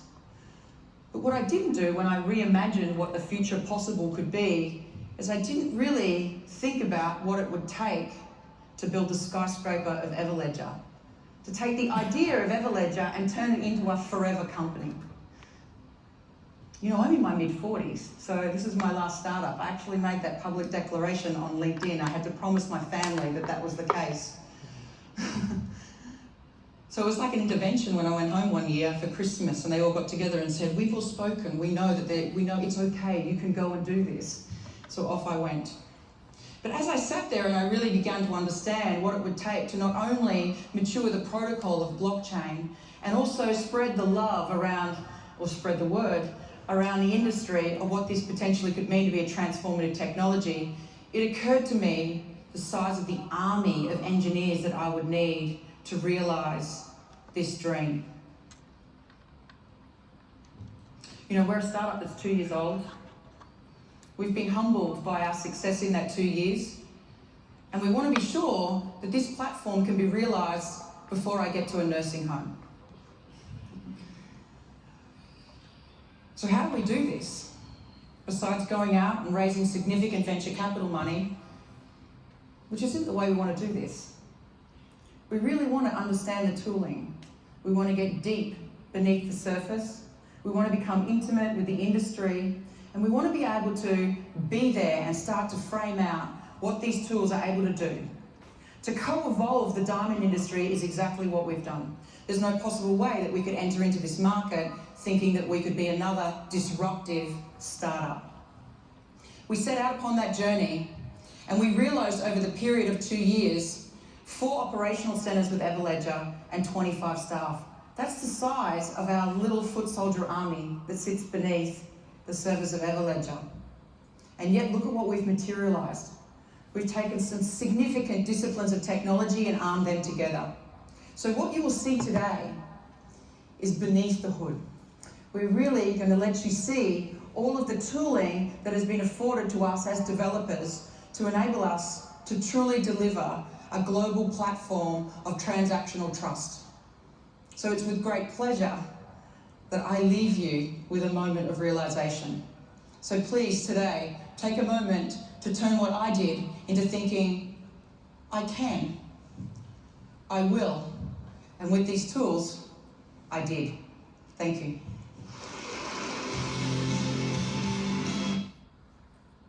Okay. What do you think? Any thoughts on this? What do you think she's trying? What do you think she's going to do? Did you see any foreshadowing? Yeah. She would expand it to other luxury commodities, not just diamonds. Yeah, I think she's going to platform it. What she does with the diamond is that she'll do 40 measurements on it, and I believe they dip it into a machine and get like a 3D image. But it'd be really easy to move this thing into like emeralds, amethysts, and then wherever else she wants to go with it. Like any luxury item. Yeah, I think it sounds like. Okay. Any other thoughts? Yes. I have a question. So how does it actually work? Does she work for the traders of diamonds, or so how does she acquire the information? Well, she'll get the diamond and do the actual measurements. By and herself, like her team? Yeah, like you have to give her the diamond. It gets dipped into the machine, and then they do the 40 measurements, like the weight, the carats, the facets, and they get like the 3D image. And then they get there's like an inscription, a laser serial number that's inside that, and then that goes onto the blockchain with all the other paperwork. So when someone tries to trade it, then they're going to do the same thing. They're going to dip it, that diamond, and then make sure that it's going to match up. Now let's say that you took the Hope diamond and you cut it in half and you try to certify it. Well, you got half of something. It's not on the blockchain, so you can't certify it because you chopped it in half. So that could prevent a really big diamond from being cut into little pieces. You could still do it, but someone who might not pay you big money for it because they know that you probably split up a diamond. But the thing is that she needs the motivation from the supplier to give the diamond to be reviewed. Well, a jeweler would say, okay, I can't get top dollar for a diamond unless I can prove to my customer that this is like a really good thing. Otherwise, she's going to be like, you know, what do I know? So okay, so there is the motivation to go through this process. I don't think if that same motivation applies to fashion, for example. It could. I mean, it could. Like, for example, I've collected Rembrandt etchings, and I can't sell them because there's too many fakes. So I can't get a dealer that wants to resell them.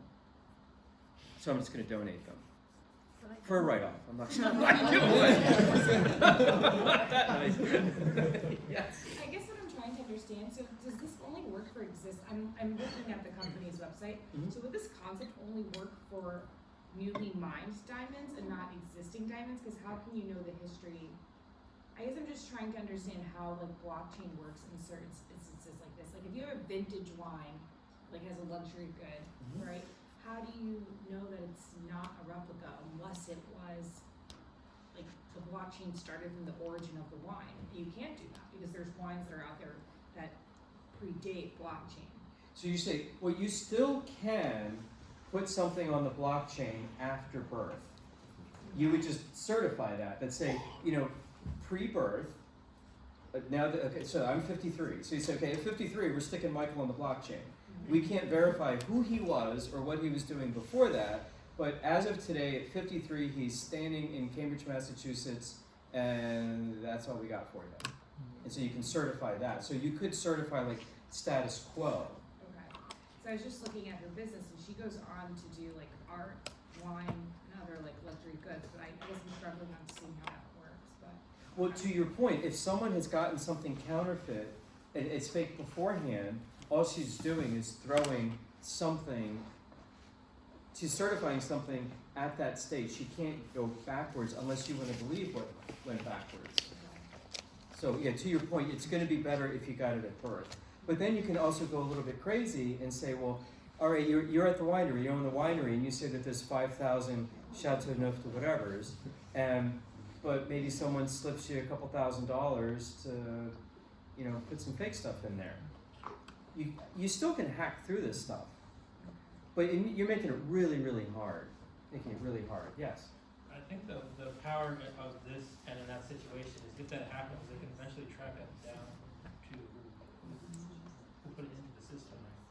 So, You could. So for like the medicine delivery, if some guy's slipping in fakes, eventually they can track that down to the one channel that had the fakes, as opposed to the 10. And also, we don't necessarily need to get super paranoid because the world has functioned pretty well on a paper-based system. So we're still able to do things right, but I just don't want you to think that this thing is like 100% perfect. And class is over because it's 9:45. I want to be respectful of time. I'll stay, and this is being recorded. So when it gets put up, if you just want to like fast forward to the last 15 minutes of class. So if you need to go, that's fine, but I'll stay for other people. Yes? So in this case or the other case, who would run blockchain? Like, do the same blockchain, but who would run it? Somebody has to run blockchain. This would probably be, well, like for Everledger, it's probably going to be a permissioned blockchain, meaning that they actually run it. And what they probably do is that they would put it on the Ethereum blockchain. And Ethereum, the reason that they choose Ethereum is that they think that that one's going to last the longest, but not necessarily. What? If they go out of business, then you're dead. Yeah, you have to keep people running the nodes. So this is for the people that do you want to figure out a time because you're going to be gone. Yeah, you have to have at least 2 nodes to be centralized. It's like a fax machine. Yeah. I'll be putting them online. Yeah. Hi. That's it, IBM. Does that have some? No. Oh, okay. Everledger's the company. It was her idea. And she goes to IBM and they put it on their blockchain. There you go. Progress. I didn't write down where it is. Next Tuesday? She's the one that did it. She's probably So, that's fine. They have to go to IBM. I work until 4:30, so I wouldn't be free until 5. Oh, and here's the Bitcoin Expo at MIT. If anyone wants to go and learn more about Bitcoin, this is the $25 thing. We're deciding the things that we're going to How is how is tomorrow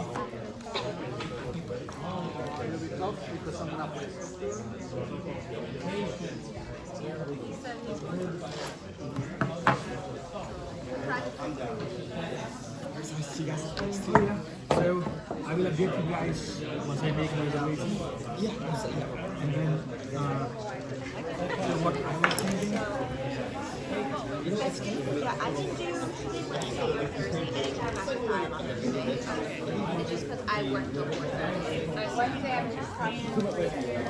So yeah, if it is Well, Thursday, I get to I'm going to be purple because I want to So yeah, I'm going to send back. I'm going to research on the manufacturing. I got there. Call me like I couldn't comprehend it until I got there. So it's something I know, just I mean, I could.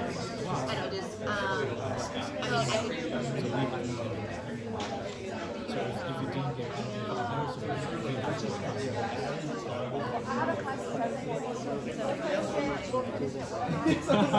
So yeah, no, it's funny. So we'll all do some research ideas.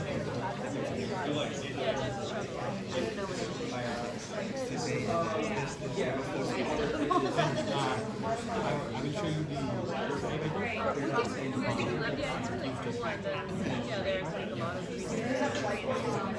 I mean, I don't really just Google Innovation Lab. There was an address. I did. Okay, or if I had the address, I could try to like around there because I have an Aqua Smart here, so like I paid $8 for 2 parking. I saw that and love it. Like, oh, like no way. I just had to help find parking, so from 6:30 to 9 to 3 a.m. I only paid $8 for parking in the garage in Market Square. So as long as I have the address, I can find parking around there. Even better. Yes, as long as I have the address, I can get there. Yeah. There's literally the parking lot. Yeah, parking lot. Like that sharp. Yeah, just like next to it. Yeah. But I know parking. I do that work, so I can. Yeah. Or there's a Peter or yeah, so I can figure out that time. And then if I know the day, I maybe put it out for 3:30 that day. No, I mean, I just mean that just means I'm going to I usually work 8 to 4:30. So if I need to get out from today, I'm going to take class on one. Yeah, needing myself. I wouldn't have. So we're there. So we're thinking about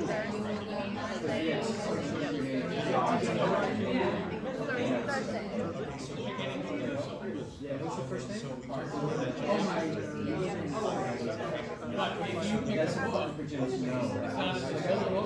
Basically, I have a class at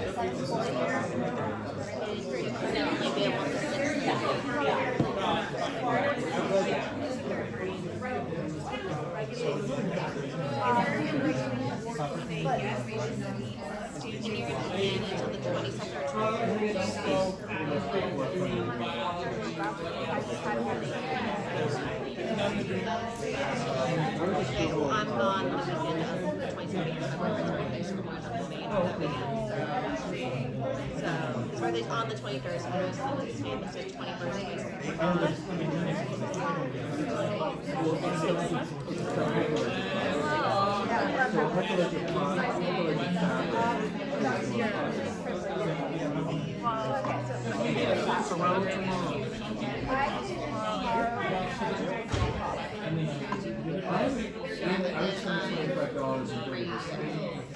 It's like the best pizza.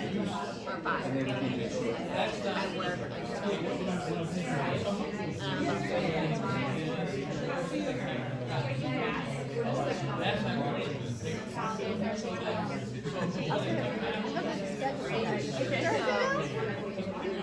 Well, when they pull you out, that's a full day, full house, that's out.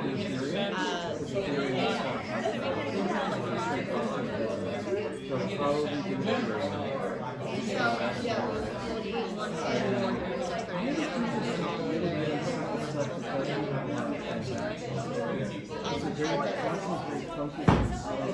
So you and I got there at 5.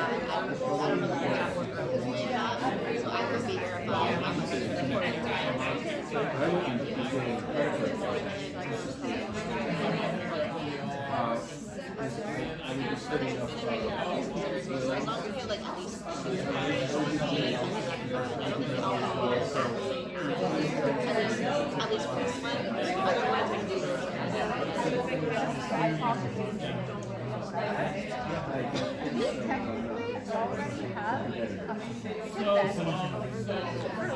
because some of the things you have to do is figure out market your customers, a marketing plan, what's your value proposition. We apparently It's a $25 ticket. so we already have Programming people on our team, so when it comes to well, we'll have pizza, so I'm come up with a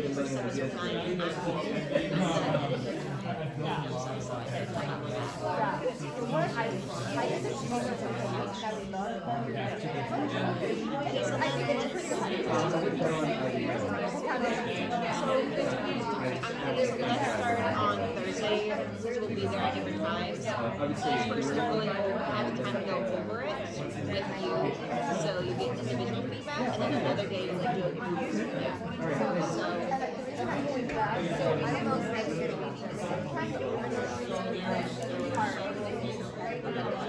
Okay, so when you worry about the weekend, I have to freaking out at work.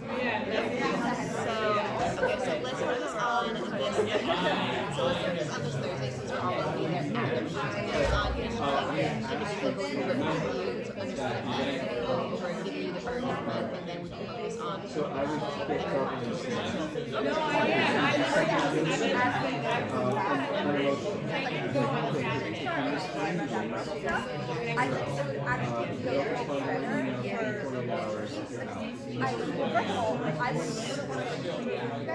I want to make sure that we okay. So like, and then like, you guys already put in docs for like detail, you know, the docs on like the marketing. And also I can help you. So I can send you my finances. Yeah. Okay, but I'll send you my email. Because my boyfriend's asking I was about to get to know something very hard. So I haven't applied to the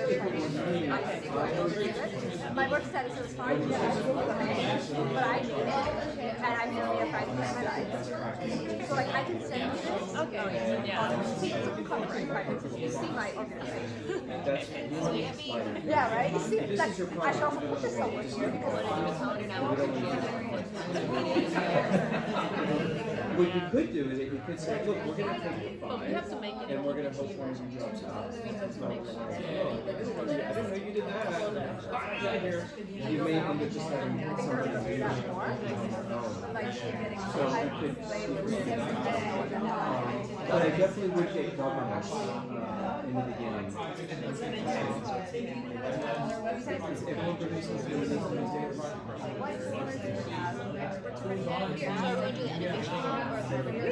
Sorry.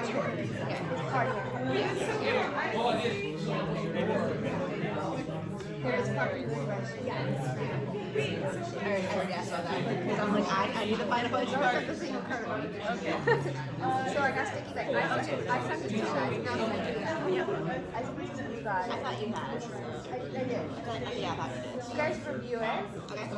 I will send you. I'm okay with anything. I'm more Jim would be more okay, so I would defer to him. Breakout. Language options.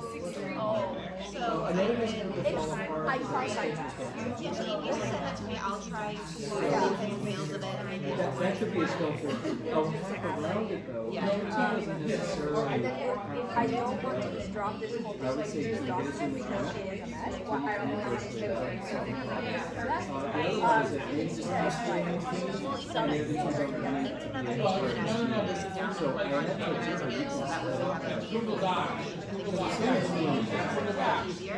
Yeah, like I think this would be So,